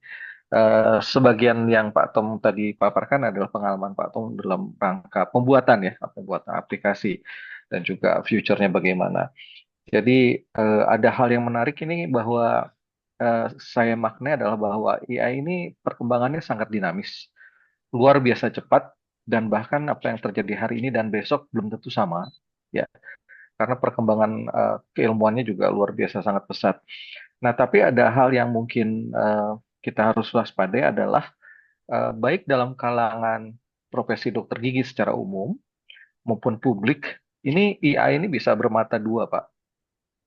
Ya, ini kita bicara tentang user dulu lah sebelum menjadi develop, karena eh, ternyata bahkan sudah mulai banyak di media sosial yang lebih percaya AI, lebih percaya Google daripada percaya dokter, ya. Jadi bahkan dokternya dimaki-maki ya karena dia lebih percaya AI-nya daripada dokternya. Itu kan untuk saat ini saya lihat belum bisa ke sana, walaupun tadi dalam beberapa riset kan AI lebih akurat ya daripada manusia dalam beberapa hal, bukan hal secara luas, ya. Nah, jadi mungkin yang harus kita lihat adalah bahwa masa depan ini sebagai tantangan bagi profesi kami, karena bukan tidak mungkin apa yang kami lakukan hari ini itu suatu saat akan dilakukan sepenuhnya oleh AI dengan keakuratan yang luar biasa tinggi, ya. Nah, saya menyikapinya bahwa kita harus lebih dari AI kalau dengan demikian, karena saat ini AI belum bisa melihat menganotasi panoramik radiograf secara utuh, ya. Saya Paulo juga mungkin belum 100% mereka bisa bisa annotation atau mereka bisa mengenali gambar. Tetapi publik sudah merasa bahwa AI bisa segalanya bagi mereka. Nah, ini kan suatu paradigma yang harus kita waspadai, tapi maksudnya begini, kita waspadai saat ini, tapi kita juga waspadai di masa depan yang memang perkembangannya akan terus berkembang. Jadi itu yang menurut catatan saya akan coba kita diskusikan. Di sini sudah ada beberapa orang yang coba ingin bertanya. Kita coba buka forum diskusi saja Pak Tom ya. Silahkan apabila ada yang ingin bertanya bisa secara langsung resen dari Dr. Menik. Silahkan Dr. Menik. Beliau adalah seorang dosen senior di Universitas Indonesia. Silahkan. Terima kasih, Dr. Belly. Selamat pagi. Semuanya, selamat pagi Pak Tom. Sangat menarik sekali ini topik yang materi yang dibawakan hari ini. Terima kasih banyak. Kami sangat banyak mendapat pencerahan tentang AI ini karena memang AI sudah sangat apa ya saya mungkin bisa katakan occupied ya, mengoccupy dunia kita di bidang khususnya di bidang kedokteran gigi dan lebih khusus lagi di bidang kedokteran radiologi kedokteran gigi. Ada satu sih pertanyaan yang ingin saya tanyakan tentang kerahasiaan data. Jadi pengen tahu aja bagaimana pengalamannya Pak Tom waktu riset di Korea ya Pak Tom untuk kerahasiaan data karena saat ini kami juga di sini sedang apa ya bukan kesulitan sih karena memang itu belum ada peraturan ya dari Kemenkes juga tentang kerahasiaan data terkait dengan terutama penelitian ya. Jadi banyak sekali yang datang ke kami untuk mengambil data eh, atas penelitian AI. AI kan pasti membutuhkan ratusan bahkan ribuan ya radiograf. Nah, padahal itu kalau dipikir adalah hak dari pasien juga dan hak dari atau kepemilikannya ya dari rumah sakit. Nah, untuk itu kami selalu akhirnya membuat kayak seperti perjanjian bahwa ini akan digunakan untuk hanya penelitian ini saja dan lain sebagainya. Tapi kan begitu data itu diambil dan kemudian berpindah tangan, itu kan sudah nggak tahu mereka akan buat apa. Kita juga sudah tidak bisa mengendalikan lagi, mengontrol lagi ya Pak ya. Jadi menurut Pak Tom sendiri bagaimana untuk hal ini tentang kerahasiaan data? Terima kasih. Oke, langsung dijawab saja Pak Tom. Silakan. Baik, terima kasih Bu Dokter Eni. Salam kenal Bu Dokter ya, senang sekali bisa bertemu di forum ya. Mudah-mudahan nanti bisa kolaborasi. Eh, yang pertama, Dok, memang data ini selalu menjadi kerahasiaan data ya, data pasien ini selalu menjadi diskusi di awal ya memang. Biasanya kita selalu di awal gitu ya. Nah, kalau pengalaman kami ya pada saat jadi ada menurut saya ada dua langkah ya atau dua dua langkah berbeda yang perlu kita pastikan itu ya, mulai dari satu dari sisi tata kelola ya Bu. Mungkin tadi yang diutamakan tadi yang dijelaskan oleh Ibu terkait tata kelola ya, kemudian yang kedua secara teknis gitu ya. Ini ada dua dua hal pendekatan yang berbeda gitu kan. Secara tata kelola memang gitu ya, sebaiknya memang di institusi itu memiliki tata kelola terkait pengelolaan data, baik data kesehatan yang digunakan dalam riset ataupun dalam proses kolaborasi seperti itu ya. Nanti pengembangannya macam-macam sebenarnya bisa diambil kalau terkait data pribadi, termasuk data kesehatan. Kalau kita menggunakan rujukan yang umum adalah Undang-Undang Perlindungan Data Pribadi gitu ya, Undang-Undang Nomor 27 ya, kalau saya tidak salah nomor 27 tahun 2022 terkait Undang-Undang Perlindungan Data Pribadi, termasuk di dalamnya adalah terkait data kesehatan, termasuk dalam data pribadi seperti itu. Nah, kalau ada orang yang dia melakukan tindakan ya, itu sebenarnya bisa dijerat tuh dengan undang-undang tadi. Bahkan RPP-nya kan sedang dibuat ya gitu ya. Ini secara hukum ya regulasi gitu ya. Itu bisa dijerat sebenarnya kalau memang kita mau ambil langkah hukum ya gitu ya. Tapi secara tata kelola organisasi memang pemahaman terkait pelindungan data pribadi ini menjadi krusial gitu ya. Bagaimana kita gitu ya, kita gitu ya, tim kita, organisasi, bagaimana menghandle ini kan sebenarnya harus memiliki pemahaman yang sama gitu ya Bu ya, bahwa data itu tidak bisa diserahkan begitu saja kepada orang lain, kolaborasi harus ada landasannya dan segala macam. Nah, itu dari sisi tata kelola. Kemudian dari sistem, dari teknis gitu ya, secara sistem Bu, sebenarnya hal ini mungkin ya, misalnya dengan menggunakan sistem security, control access dan lain sebagainya gitu ya, yang secara teknis bisa kita buat. Biasanya kan kalau di dalam sistem itu ada saya nggak tahu nih kalau radiologi kita pakai center pack gitu nggak ya? Kan kalau misalnya yang radiologi itu pakai center pack gitu ya Bu ya, yang kemudian kontrol aksesnya siapa saja misalnya yang bisa dilakukan. Nah itu dalam riset pun eh, kalau dulu saya pengalaman saya waktu di Korea Bu, kami yang bisa akses data itu hanya yang masuk dalam IRB ya. IRB itu kayak studi protokolnya gitu ya, Institutional Review Board-nya ya. Mungkin kalau di sini kan protokol apa namanya? Aduh, kok saya lupa namanya. Protokol ya, Bu ya. Protokol studi ya mungkin ya kalau nggak salah bahasa di sininya ya. Nah itu orang-orang yang masuk saja yang bisa mengakses hal tersebut gitu ya. Lalu memang ini kita sulit dikendalikan ya, tapi intinya kalau misalnya setiap orang memahami hal tersebut, pemahaman yang sama terkait data privasi yang mestinya tidak akan dilakukan gitu ya. Mungkin preventifnya dari sisi internal, tata kelola, pengaturan, dan segala macamnya dari sisi teknis juga perlu diperlukan seperti itu, Bu. Nah, untuk bidang kesehatan, seingat saya ada ya terkait rekam medis ya, tapi ya apakah tapi saya nggak paham nih Bu, apakah data gigi ini masuk dalam rekam medis atau tidak gitu ya.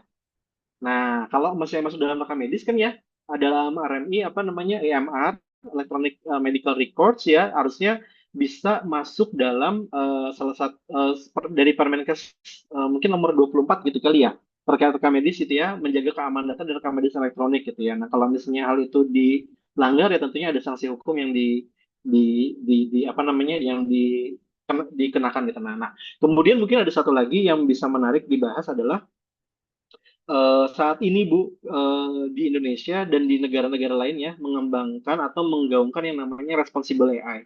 Ini lebih kepada etika. Nah, tapi etika ini kan sebenarnya nggak bisa dihukumkan ya, karena kan etika itu norma nilai yang berlaku di suatu tempat gitu. Nah, kalau misalnya etika ini menjadi suatu kebijakan tata kelola yang menjadi pemahaman bersama gitu ya. Nah, hal-hal tersebut bisa kita hindari lah seperti itu, Bu. Itu mungkin Bu. Mudah-mudahan ini menjawab ya Bu ya. Agak teoritis ya Bu ya. Satu, tata kelola governance. Dua, teknis Bu. Iya, Kalau teknis secara sistem lah gitu. iya. Seperti itu. Jadi memang betul ya Pak ya. Sebenarnya eh, peraturan atau akhirnya kebijakan-kebijakan terkait kerahasiaan itu harus dikelola atau diatur oleh masing-masing institusi ya. Jadi tidak, jadi begini, saya berharap sebenarnya, kami berharap sebenarnya ada yang berdasarkan peraturan perundangan yang tadi disebutkan itu juga bisa. Tapi yang lebih ke praktikalnya, yang lebih ke lebih implementasi yang apa praktis ya, praktikalnya itu juga di lapangannya seperti apa. Ya memang kalau bikin aturan masing-masing ya akhirnya ya sudah tergantung institusinya. Ada yang detail, ada yang ketat, ada yang juga longgar gitu kan ya. Ya memang Iya. itulah kendalanya. Jadi sebenarnya kami kemarin mencari-cari gitu loh. Jadi peraturan kerahasiaan data yang selain berdasarkan undang-undang tadi, adakah lagi yang lebih detail dan lebih melindungi lah dari apa ya data-data yang sebenarnya sangat berharga sekali buat kami ini semua gitu. Jadi seperti itu. Jadi mungkin ya itulah ya PR kita semua sih untuk membuat peraturan-peraturan itu. Jadi kita sendiri yang memang di lapangan membutuhkan itu yang akhirnya harus membuat sendiri itu berdasarkan atau berlandaskan undang-undang tadi ya. Ya, baik Pak, terima kasih. Karena setahu saya kalau di luar negeri itu sangat ketat sekali dan berlapis-lapis gitu harus melalui berbagai apa namanya persetujuan, kemudian dianalisa dan lain sebagainya sehingga nggak semudah itu gitu untuk mendapatkan data. Hanya melihat saja itu juga perlu akses yang harus punya apa namanya harus lulus dulu dari apa tuh namanya ada sih ininya prosedurnya ya. Iya Bu. Jadi memang nggak semudah itu. Jadi terima kasih atas Iya, Bu. pencerahannya. Betul Bu. Hmm. Sedikit menambahkan pengalaman Bu ya. Jadi memang tadi mestinya ya Bu ya, kalau misalnya undang-undang PDP itu diberlakukan sih harusnya kita sama, karena kan itu ada penalti ya Bu ya, selain dari apa namanya, selain sanksi apa sih namanya hukuman, tapi juga ada penalti untuk institusi Bu sebenarnya dari yang udah oleh PDP tadi. Nah, cuman pengalaman saya nih Bu pribadi ya, waktu mengerjakan salah satu project ya kami kerjasama dengan ada beberapa inilah apa namanya konsorsium gitu ya, mungkin ya Bu konsorsium gitu ya. Dari perusahaan kan saya habis S3 lalu kerja di perusahaan startup bidang kesehatan gigi ya. Nah, PI-nya itu dari universitas Bu Profesor, kemudian kerjasama dengan kami, jadi ada beberapa universitas gitu ya, PI-nya dari SNU, Dental Hospital Profesor. Nah, yang dilakukan adalah, memang ini kalau di kita mungkin, malas ribet gitu ya. Nah, semua Bu, saya ya, bikin program itu di kantor saya. Tapi ketika mau eksekusi, saya harus ke labnya di SNU Hospital, di ruangannya, nggak boleh connect internet, laptopnya disediakan di sana, jadi mereka yang menjaga komputer, saya tinggal bawa program saya, kalau programnya nggak jalan ya udah saya harus dibagi, harus benerin program saya di situ, kemudian datanya diambil segala macam hanya boleh di situ, terus saya pulang tanpa membawa apa-apa, jadi saya hanya membawa diri saya beserta boleh ya nyolok flash disk gitu ya, tapi juga diperhatikan ketat gitu. Jadi memang balik ke kita lagi ya sebenarnya ya, apakah kita bisa menjalankan itu atau tidak. Tapi saya pernah mengalami itu ya. Jadi memang benar-benar nggak boleh apa namanya ketat sekali, profesornya nggak boleh. Saya harus datang ke sana, semuanya diinstal di sana. Kemudian apa namanya anotatornya tadi ya, Bu ya, anotatornya tadi ngambil gambar juga di klinik yang memang hanya itu saja. Dan kita ada perjanjian NDA memang. Jadi saya tidak boleh membocorkan ini. Kalau misalnya ada, ya tentunya ada sanksi hukum di situ. Betul. Ya, ya akhirnya memang praktik itu balik ke kita lagi ya. Kadang kita kan nggak mau ribet ya, Bu. Itu sering sih saya temui di sini ya. Ya udahlah, gitu ya. Nggak mau ribet, akhirnya semua itu di bypass gitu ya. Seperti itu. Baik, Bu. Betul sekali. Mudah-mudahan Ya, ya, kita semuanya aware sama ini ya, Dr. Belly dan teman sejawat lainnya ya, yang akan betul, kerahasiaan data. Dokter Menik. Ini mungkin harus jadi satu seminar tersendiri ya mengenai etika dalam AI ya, karena kita kan berbicara dalam bahasa gambar ya, Pak Tom ya. Bidang kami itu berbicara dalam bahasa gambar dan itu sangat mudah dipindah tangankan dengan telemedicine ya.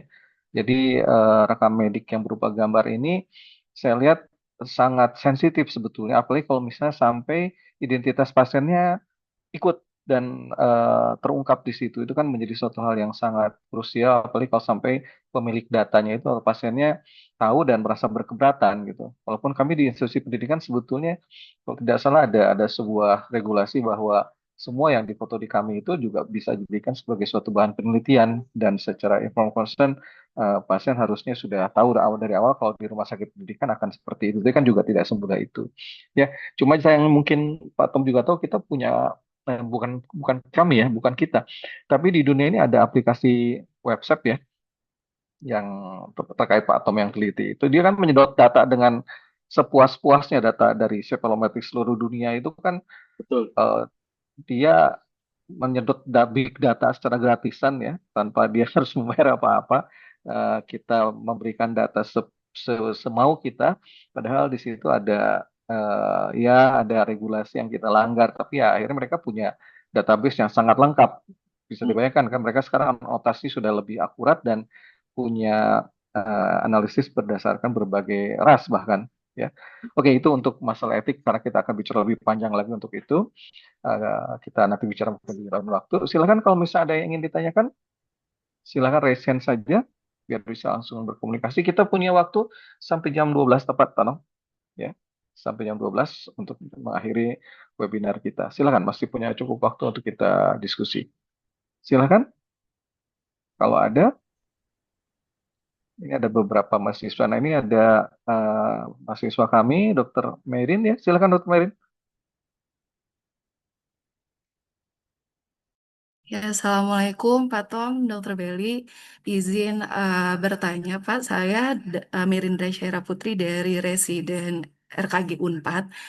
Izin bertanya, tadi di awal kan Bapak sempat menjelaskan sekilas tentang machine learning dan juga deep learning. Dan di deep learning itu sempat dibahas juga sekilas bahwa itu yang paling diutamakan atau direkomendasikan untuk proyek ya radiologi kedokteran gigi ke depannya menggunakan deep learning. Tetapi apakah bisa sekiranya menggunakan teknik machine learning, Pak? Dan apakah jika bisa, apakah ada kekurangan dari teknik tersebut dari machine learning yang dari hasilnya tersebut gitu, Pak? Ya mungkin seperti itu dulu Pak pertanyaan dari saya. Terima kasih. Ya, mangga silakan Pak Tom. Baik, terima Mungkin kasih. juga terkait ini Pak Tom ya, ketersediaan data juga ya. Kan kadang-kadang kami tidak memiliki data dalam jumlah yang sangat banyak ya. Silakan. Baik. Ya, betul, Bu. Saya salam kenal, Bu ya. Bu, saya bingung manggilnya Bu Syaira mungkin ya. Baik, Bu. Jadi memang pendekatan-pendekatan itu kalau dalam riset ya nanti ya studi gitu ya, memang sebenarnya kita tidak menjadi pakem ya gitu ya. Pakem memang secara umum itu lebih baik gitu misalnya. Tapi nanti ketika realitanya gitu ya, belum tentu sebenarnya hasilnya akan lebih bagus sebenarnya. Jadi kita boleh saja, sah-sah saja sebenarnya menggunakan machine learning misalnya gitu ya, dengan menggunakan image processing, karena kan kendalanya mesin learning itu adalah kita perlu mengekstraksi fitur secara manual gitu ya. Misalnya kita ekstrak terlebih dahulu gambarnya, kita cari fitur-fitur tertentu gitu ya, kemudian baru kita masukkan ke dalam sebuah algoritma misalnya machine learning gitu ya. Lalu keluarlah misalnya output yang kita harapkan. Baik itu biasanya misalnya klasifikasi gitu ya. Saya dengan metode klasifikasi bisa gitu ya. Itu sebagai langkah awal menurut saya perlu dan baik untuk dilakukan gitu ya. Kita coba dulu metodenya dalam machine learning. Kalau saya kalau dalam ini karena kebetulan apa ya eh, kuliah singkat gitu ya mungkin ya, jadi nggak bisa ceritakan banyak hal tadi. Tapi biasanya kalau saya kasih saran ke mahasiswa ketika riset gitu ya, bahwa cobalah dengan algoritma yang sederhana terlebih dahulu. Jangan langsung dibom gitu ya. Jadi kita punya musuh kita cuma nyamuk tapi kita pakai bom gitu kan nggak lucu juga gitu. Nah, jadi kita coba dulu dengan machine learning misalnya gitu ya yang sederhana. Kita lihat performanya seperti apa. Nah, misalnya dapatlah 70% gitu ya. Nah, itu bisa kita jadikan sebagai baseline atau dasar ternyata apakah bisa kita tingkatkan performanya atau tidak gitu ya. Kan kalau riset kan biasanya kita perlu novelty ya gitu kan ya. Kalau dalam riset ya, nah nanti baru gunakanlah machine learning gitu, apa deep learning gitu misalnya ya. Tapi tadi juga disebutin oleh Pak Beli ya, bahwa data itu juga berpengaruh gitu ya. Bahwa data yang sedikit itu cukup menantang ya. Saya biasanya sedikit itu kalau kita cuma ngomong ratusan, 100, 200 gitu ya. Buat saya sih sedikit ya, buat versi saya nih. Karena biasanya kita training itu sampai ribuan gitu ya. Tapi kendala di lapangan adalah susah ya dok dapat data lebih dari 100, 200. Susah banget. Bahkan saya pernah kolaborasi di saat itu datanya cuma 30 gitu ya. Tapi harapan dari dokternya pengennya hasilnya bagus gitu ya. Gimana ya? Aduh, data 30 hasilnya bagus. Ya, ya udah saya coba dulu. Namanya juga upaya ya, namanya juga usaha ya. Udah dicoba dulu gitu ya. Nah, nanti kita kasih lihat bahwa oh dengan sudah coba A B C D gitu. Nah, jadi kalau mau sah-sah saja sih Bu ya dengan machine learning nanti coba dulu lihat hasilnya baseline-nya bahkan itu bisa menjadi dasar ya ketika kita nanti mengembangkan deep learning oh sudah ada acuan kira-kira oh segini dengan machine learning harapannya hasilnya lebih bagus lagi. Seperti itu. Apakah menjawab ini? Ya, sangat menjawab, Pak. Kebetulan saya sedang mendalami ini juga, Pak, untuk penelitian saya. Dan kebetulan untuk sampelnya itu ya lumayan mencukupi. Tetapi dari Pak Tom sendiri, apakah ada saran untuk training setnya itu berapa persen dari keseluruhan total sampel? Jumlah apa nih Bu? Jumlah datanya? Training Iya, set? data trainingnya, Pak.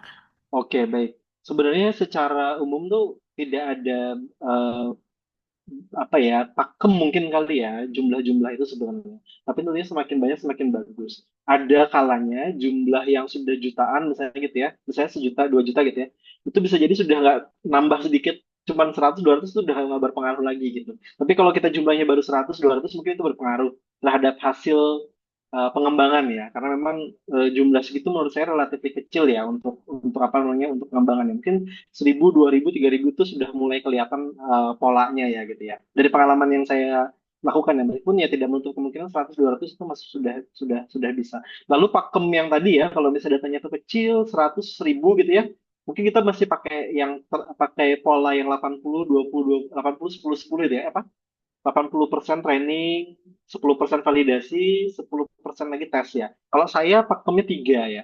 Training, validasi, tes. Saya nggak biasa pakai yang cuman training sama tes itu.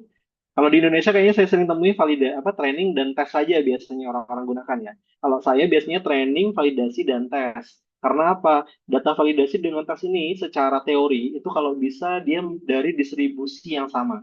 Sehingga nanti kita bisa memiliki gambaran bahwa hasil tesnya itu akan kurang lebih sama dengan hasil dari data validasi ini. Gitu ya. Secara teori seperti itu, secara distribusi mirip gitu ya. Jadi kan tes itu ada data yang belum pernah dilihat itu. Nah, itu pakem yang saya biasa gunakan 3 ini ya. Bisa 80 10 10 atau 70 70 15 15 ya atau jarang sih 70 15 15 atau 60 20 20. Itu kalau datanya sedikit. Tapi kalau datanya udah jutaan, ini sudah tidak berlaku lagi. Baik. Baik, terima kasih, Terima Pak. kasih, Bu. Ya, berikutnya ada dari Kaprodi baru kami, Ibu Dr. Lucy F. Silawati, Ningrum Ningtyas. Ya, silakan. Aduh, Masya Allah. Maaf Pak, ini makasih Pak Tom. Ini menarik sekali. Mungkin saya sedikit saja pertanyaannya Pak. Ini saya sedang penelitian tentang beberapa penyakit sistemik sebenarnya Pak. Tadinya ingin mendeteksi agar melalui AI itu kita bisa mengenal dari penyakit sistemik apa yang diderita oleh pasien dengan istilahnya kayak apa sih? Menduplikasi gitu loh Pak, apa ya ditempel gitu antara yang normal sama yang tidak normal dan yang punya penyakit sistemik.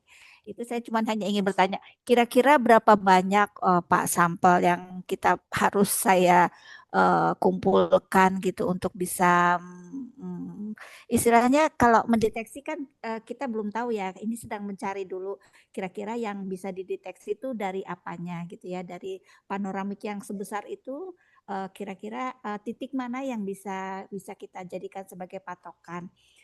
Apakah saya yang dikatakan banyak itu, apakah saya harus menambah jumlah titik yang akan kita gunakan sebagai analisis, ataukah jumlah panoramik sampel pasiennya, Pak?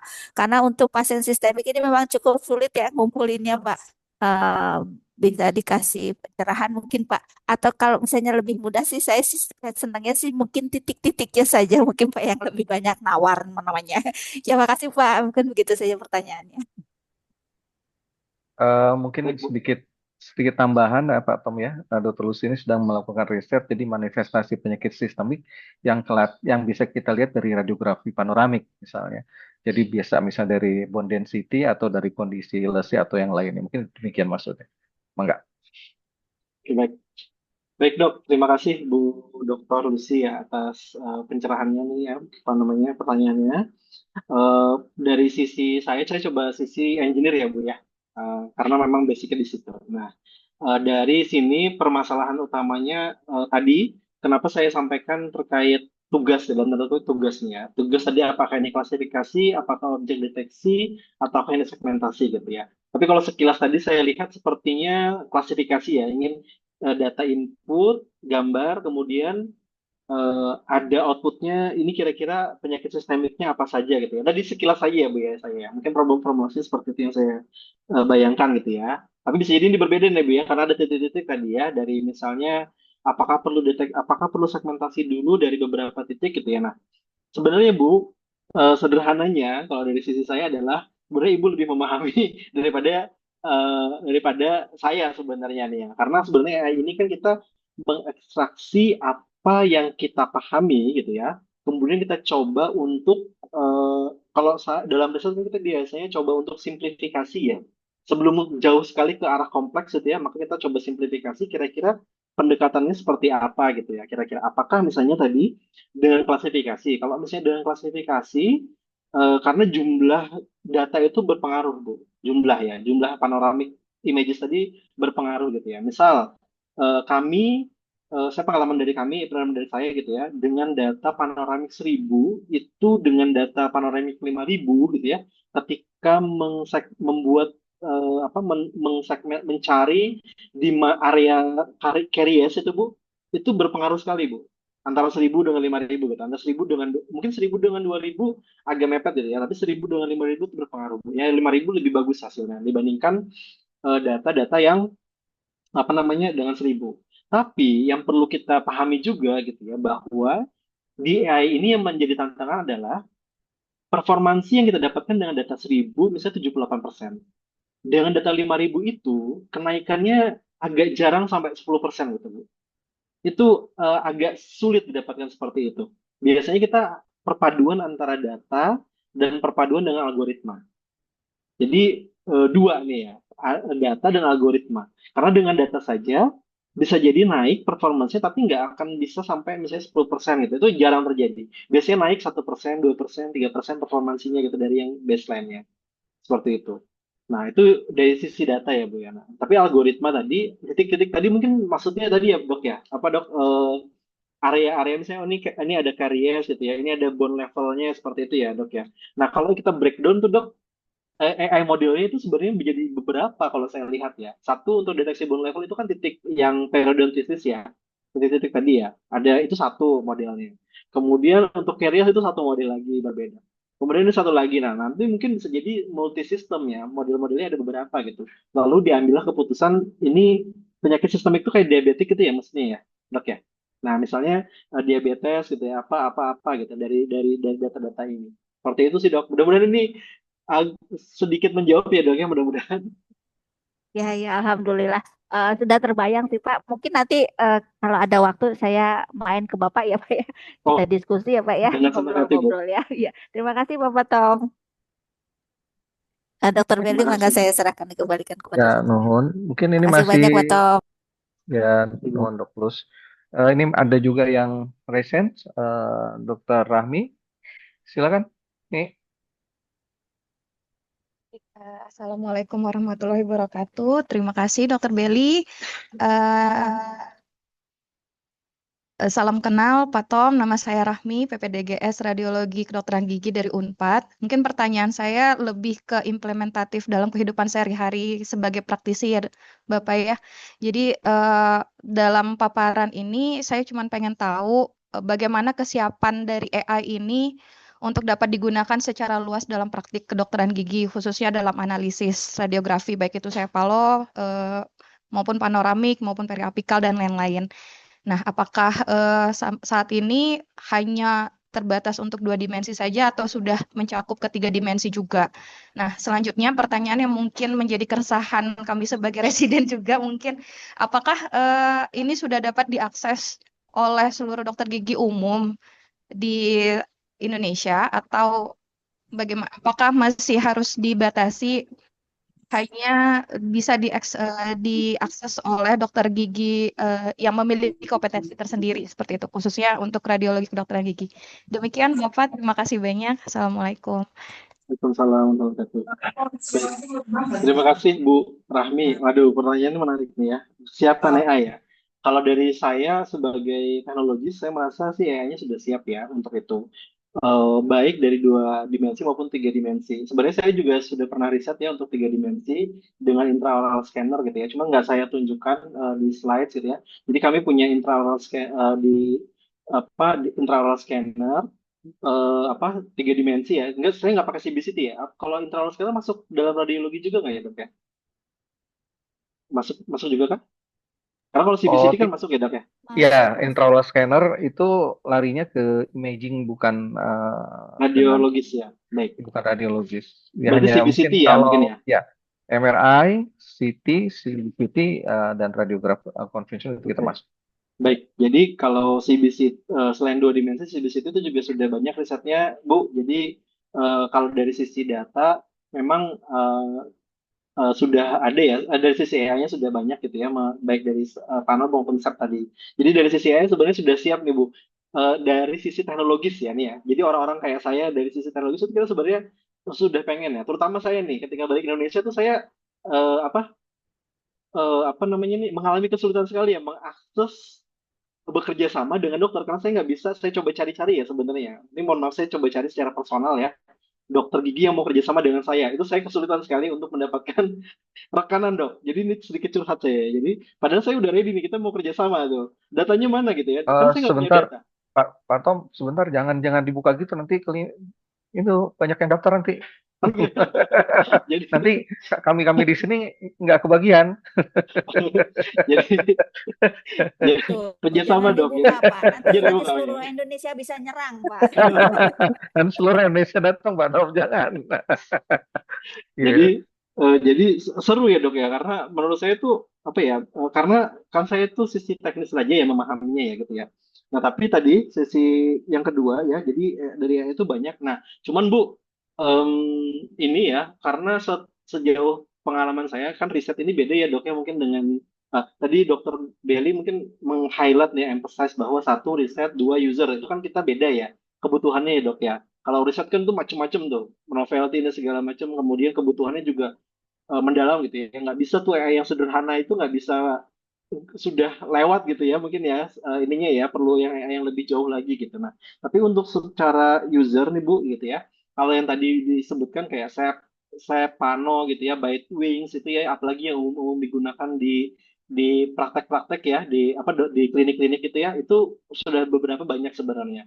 Tapi dari sisi regulasi ini terkait nomor dengan yang kedua nih ya, sejauh pemahaman saya itu secara regulasi saya belum pernah tahu nih ya ada aturan yang ada peraturan secara khusus yang mengatur hal ini gitu. Nah, makanya tadi ketika di awal ya saya dengar ada ketua kolegium gitu ya, ada ketua ikatan, sebenarnya saya merasa jadi wah, karena saya juga dalam tanda kutip dok nih ya, saya sebenarnya pengen diskusi gitu dengan kolegium gitu ya dengan ikatan, karena kan saya di komite di luar dari komite AL lah gitu ya, maksudnya secara personal ya, secara regulasi juga tertarik gitu ya.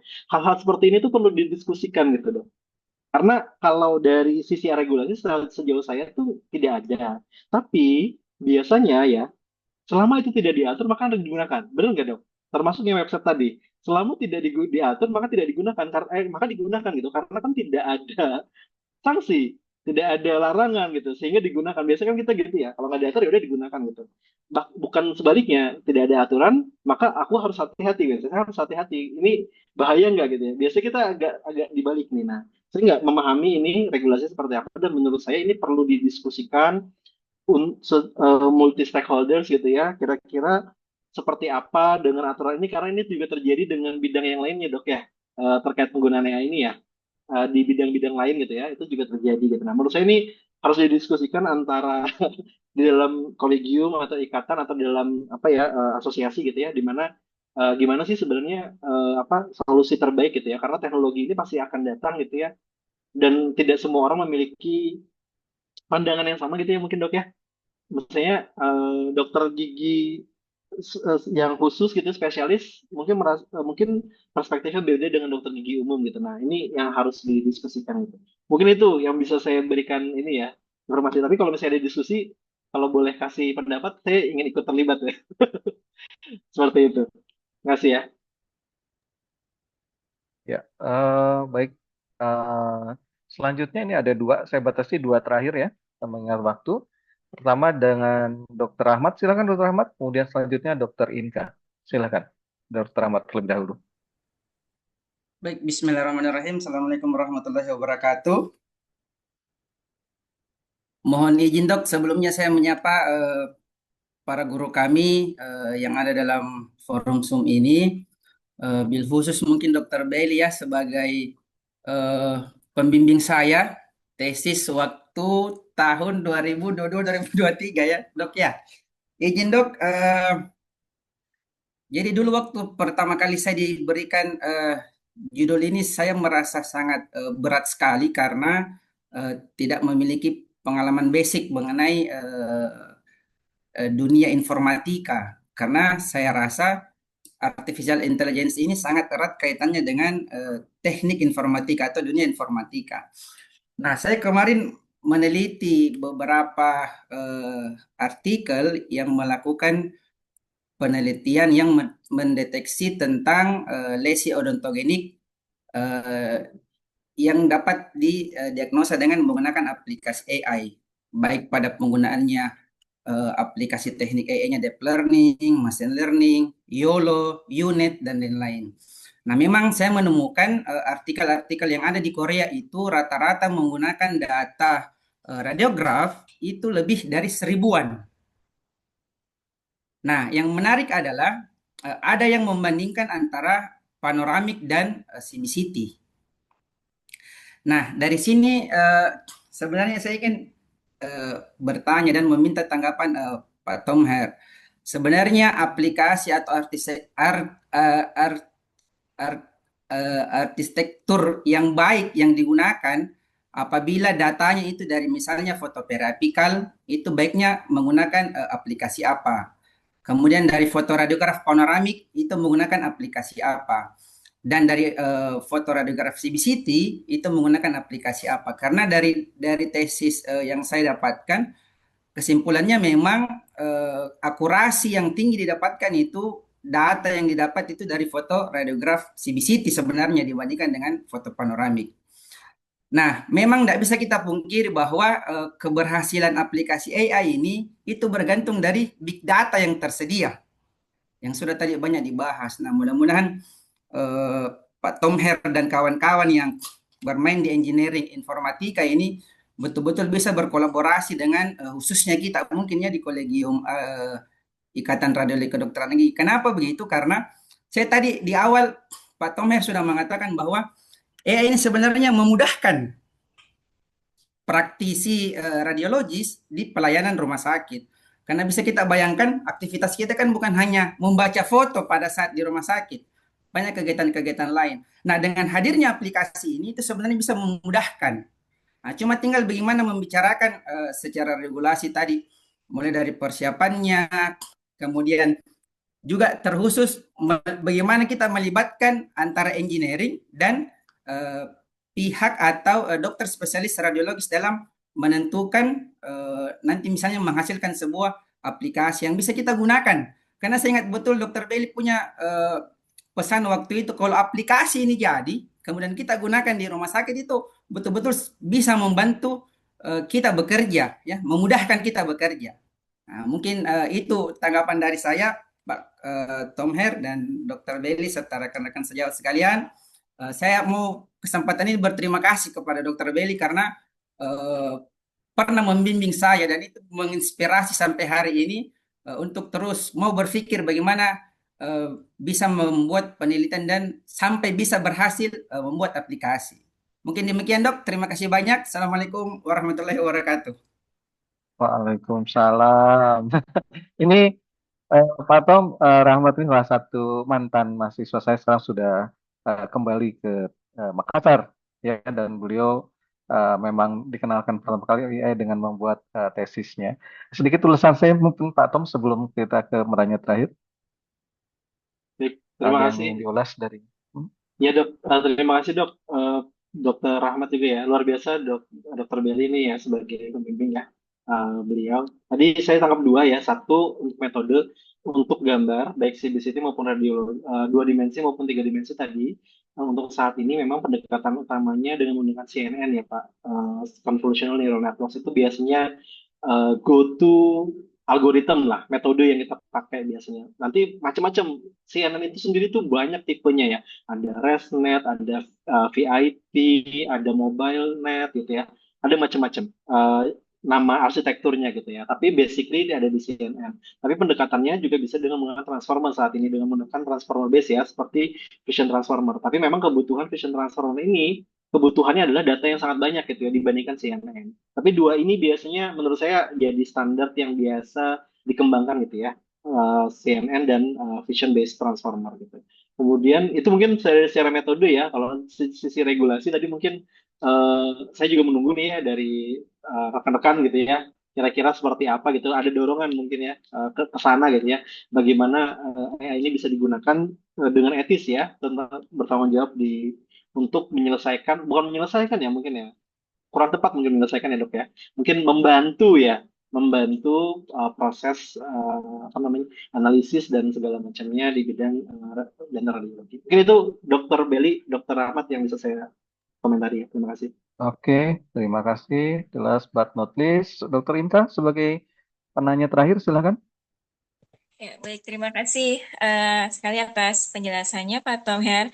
Saya memiliki ada pertanyaan mengenai berhubungan dengan penelitian saya sebenarnya, karena saya ada penelitian untuk melakukan segmentasi defect pada pasien cleft, di mana kalau pasien cleft itu memang kendalanya adalah penyakit yang jarang ya, jadi dari segi data juga tidak bisa terlalu banyak. Nah, itu segmentasi itu akan mau dilakukan pada gambar CBCT. Nah, saya sudah pernah dalam proses development-nya itu kita pernah mencoba 3D UNet dan itu hasilnya sama sekali jelek, tidak bisa membuat apa ya tidak bisa mengcapture defect tersebut, walaupun sebenarnya kita memilih 3D UNet awalnya karena sudah ada beberapa paper yang menggunakan 3D UNet juga gitu, dan dengan jumlah sampel yang kurang lebih sama, dan entah kenapa waktu itu pokoknya hasilnya sama sekali jelek. Akhirnya kita switch ke 2D UNet. Karena kita mencoba ya kalau misalnya 3D nggak bisa, gimana kalau kita apa namanya, kalau 3D unit berarti itu gambarnya kayak dibagi jadi per slice, jadi bukan bukan di running dari gambar 3D-nya, tapi di running per slice-nya melalui 3D unit, dan itu hasilnya cukup oke, walaupun kalau saya sih pribadi saya inginnya kalau bisa kalau bisa kita menggunakan arsitektur yang 3D akan lebih baik, karena akan bisa mengcapture struktur yang antar slice gitu ya, yang tidak bisa tercapture dengan 2 dimensi. Jadi mungkin pertanyaan saya adalah kalau misalnya secara umum kendala dari gambar 3D dan 2D itu kira-kira apa ya, plus minusnya atau masing-masing kendalanya untuk masing-masing approach tersebut itu seperti apa. Terus kemudian kalau kita misalnya mau menggunakan data 3D-nya, apakah ada trik-trik khusus, trik-trik tertentu yang bisa kita lakukan supaya hasilnya bisa lebih bagus. Mungkin seperti itu, Pak. Terima kasih. Baik, terima kasih Bu Inka, Bu Dokter Inka. Jadi tadi sebenarnya sudah ada jawaban ya dari pernyataan Ibu nih ya. Jadi antara 2 dimensi dengan 3 dimensi sebenarnya kenapa kita perlu data 3D sebenarnya karena ada keterkaitan antar slice tadi ya sebenarnya ya. Kalau kita sebut sebenarnya kayak spatio-temporal ini ya, apa namanya, data ya. Sehingga itu menjadi penting gitu ya. Nah, namun kekurangan dari data dari bukan kekurangan ya, kebutuhan dari model-model untuk 3D, misalnya contohnya CBCT adalah resource intensif ya sebenarnya. Dia butuh resource komputasi yang lebih besar dibandingkan 2 dimensi gitu. Ya meskipun sebenarnya 2 dimensi ini juga bisa kita kombinasikan nanti dengan apa namanya, metode lain supaya bisa mengcapture si keterkaitan antar slice tadi sebenarnya. Misalnya menggabungkan antara 2 dimensi CNN dengan time series apa namanya, model misalnya dengan LSTM atau dan lain sebagainya. Itu pendekatan itu juga bisa. Nah sebenarnya juga yang menjadi yang perlu di cross check sebenarnya adalah keterkaitan jumlah data ya. Misalnya 3D data 3D itu kan modelnya besar sehingga dia juga butuh data yang cukup banyak seperti itu ya. Nah, itu juga perlu diperiksa gitu ya. Karena nih Bu ya gitu ya, proses training AI ini gitu ya. Ini sepertinya banyak misteri di dalamnya gitu ya. Jadi mentraining AI itu banyak misteri Bu. Seperti kalau kekiniannya mah seperti membaca hati seseorang ya. Jadi faktornya banyak sekali. Mulai dari faktor apa? Mulai dari faktor modelnya. Tadi 3D kan nggak jalan nih ya Bu ya. Apakah Ibu sudah misalnya dengan tim sudah melakukan analisis gitu ya? Nggak jalannya ini kira-kira karena apa gitu ya? Apakah misalnya karena bisa jadi learning rate-nya gitu ya, teknisnya learning rate-nya apakah tidak sesuai, udah dicoba diganti-ganti gitu ya. Apakah jumlah datanya, batch-nya kurang misalnya, apa harus ditingkatkan? Apakah misalnya parameter-parameter karena kan dia banyak hyperparameternya ya. Itulah tricky-nya dari deep learning ini ya sebenarnya. Hyperparameternya banyak sekali, mulai dari jumlah data, jumlah batch datanya yang di training dalam satu kali apa namanya, satu kali epoch gitu ya, dan satu kali iterasi, learning rate-nya, kemudian lagi fungsi apa namanya tuh, learning function-nya gitu ya. Nah, ini perlu diuji coba. Jadi perlu dibuat matrix table gitu ya. Dan mencoba pergantian itu Bu harus satu persatu. Jadi jangan langsung misalnya kita mau 3D ganti learning rate-nya ganti juga gitu ya, misalnya batch size-nya. Kita jadi nggak tahu yang mana sebenarnya berfungsi gitu. Mana sih sebenarnya yang menyebabkan performance-nya jadi jelek gitu. Nah, itu dari sisi engineering ya. Kita seperti itu dia step by step. Satu persatu dia kita lihat faktor mana yang berpengaruh sebenarnya dari situ. Jadi ketika 3D-nya nggak jalan itu bukan berarti dia benar-benar nggak jalan gitu ya. Perlu di cross check parameternya seperti apa, sudah sesuai atau tidak gitu ya. Bisa jadi memang perlu banyak tweaking, apakah jumlah lapisannya, jumlah node-nya sudah sesuai atau tidak gitu. Ini engineering sekali, Bu. Tapi biasanya CBCT ya kita bisa selesaikan dengan 3D tadi ya, tapi butuh resource intensif, trainingnya besar ya, komputasinya dan jumlah datanya juga berpengaruh. Mungkin itu yang bisa saya komentari nih Bu ya. Perlu banyak tweaking ya Bu, dan memang harus bersabar bersabar ya dalam mentraining ini, karena jujur saja itu memang perlu apa ya, perlu perlu ini ya, perlu perlu experience ya mungkin ya. Tapi ada biasanya angka-angka atau hyperparameter yang biasanya digunakan dalam training tersebut gitu. Mungkin itu Bu yang bisa saya sampaikan. Terima kasih sekali, Pak. Bu. Oke. Terima kasih kepada Dr. Inka, dan ini mengingat waktu sebenarnya masih banyak Pak Tom yang ingin dibicarakan atau ditanyakan, tapi kita dibatasi oleh waktu, dan juga mungkin saya lihat nih skup pembicaraan kita terlalu luas Pak Tom. Jadi hal-hal detail yang terkait dengan case, dengan jenis radiograf, teknik bagaimana cara membuat aplikasi dari dasar dan selanjutnya, dan bahkan ada orang yang mungkin teman-teman tidak ingin beritikad untuk membuat, tapi sebagai user nih, yang sebagai user belum tersentuh nih Pak Tom, untuk kehati-hatian dalam penggunaan AI itu bagaimana. Nah, mungkin lain kali kita bisa bertemu, mungkin saja tidak dalam bentuk webinar, tapi bisa dengan seminar langsung ya. Dan sebagai penutup, saya ucapkan terima kasih, dan juga mungkin perlu saya tegaskan di sini sebagai sebuah simpulan akhir bahwa pemanfaatan AI itu tentunya harus berdasarkan evidence based practice ya. Kita harus perhatikan etika profesi, dan peran aktif manusia dalam pengambil keputusan klinis juga harus diperhatikan, sehingga kita harus pahami bersama bahwa ia adalah bukan otoritas diagnostik, melainkan alat yang nilainya sangat ditentukan oleh kualitas pengguna dan konteks penerapannya. Tentu di balik ini juga pembuatannya. Demikian dari saya sebagai moderator. Saya minta maaf apabila ada hal-hal yang tidak berkenan, dan waktu saya kembalikan kepada MC. Terima kasih. Wassalamualaikum warahmatullahi wabarakatuh. Waalaikumsalam. Terima kasih Dr. Dedi. Terima kasih kami ucapkan kepada Bapak Tom Hart dan Dr. Belly atas materi dan diskusinya yang sangat menarik dan sangat bermanfaat buat kita. Baiklah, sampailah kita di penghujung acara. Prof dan Dokter yang berbahagia, selanjutnya acara penyerahan sertifikat kegiatan webinar kuliah pakar hari ini. Untuk penyerahan sertifikat yang pertama kepada narasumber kita, Bapak Tom Hart, yang akan diberikan oleh Dr. Gigi Krishna Ardia Medika, spesialis radiologi kedokteran gigi, subspesialis radiopatologi konsultan, selaku Ketua Pelaksana kegiatan webinar kuliah pakar pada hari ini. Kepada Bapak Tom Hart dan Dr. Krishna, kami persilahkan.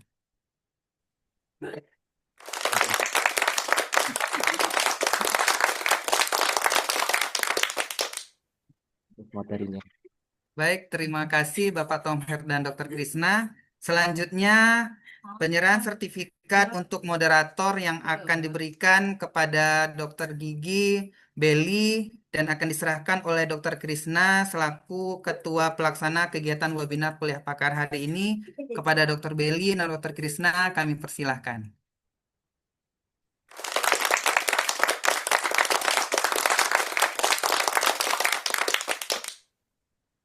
Baik, terima kasih Dr. Belly dan Dr. Krishna.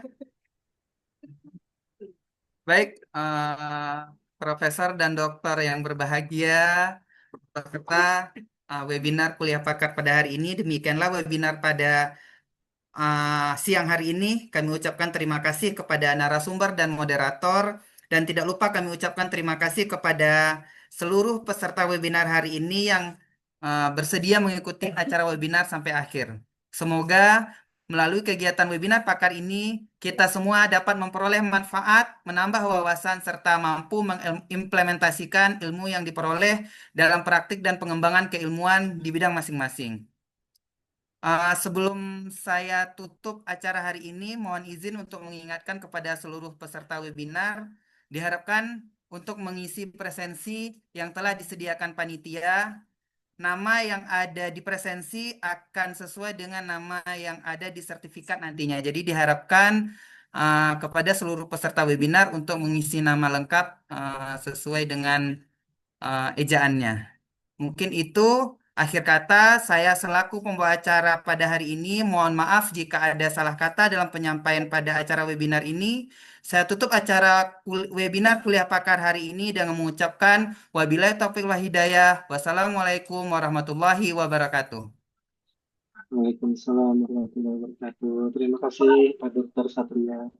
Terima kasih Pak, terima kasih Terima kasih Prof, Bapak terima Ibu kasih dari dokter, Unpad. terima kasih dokter semua.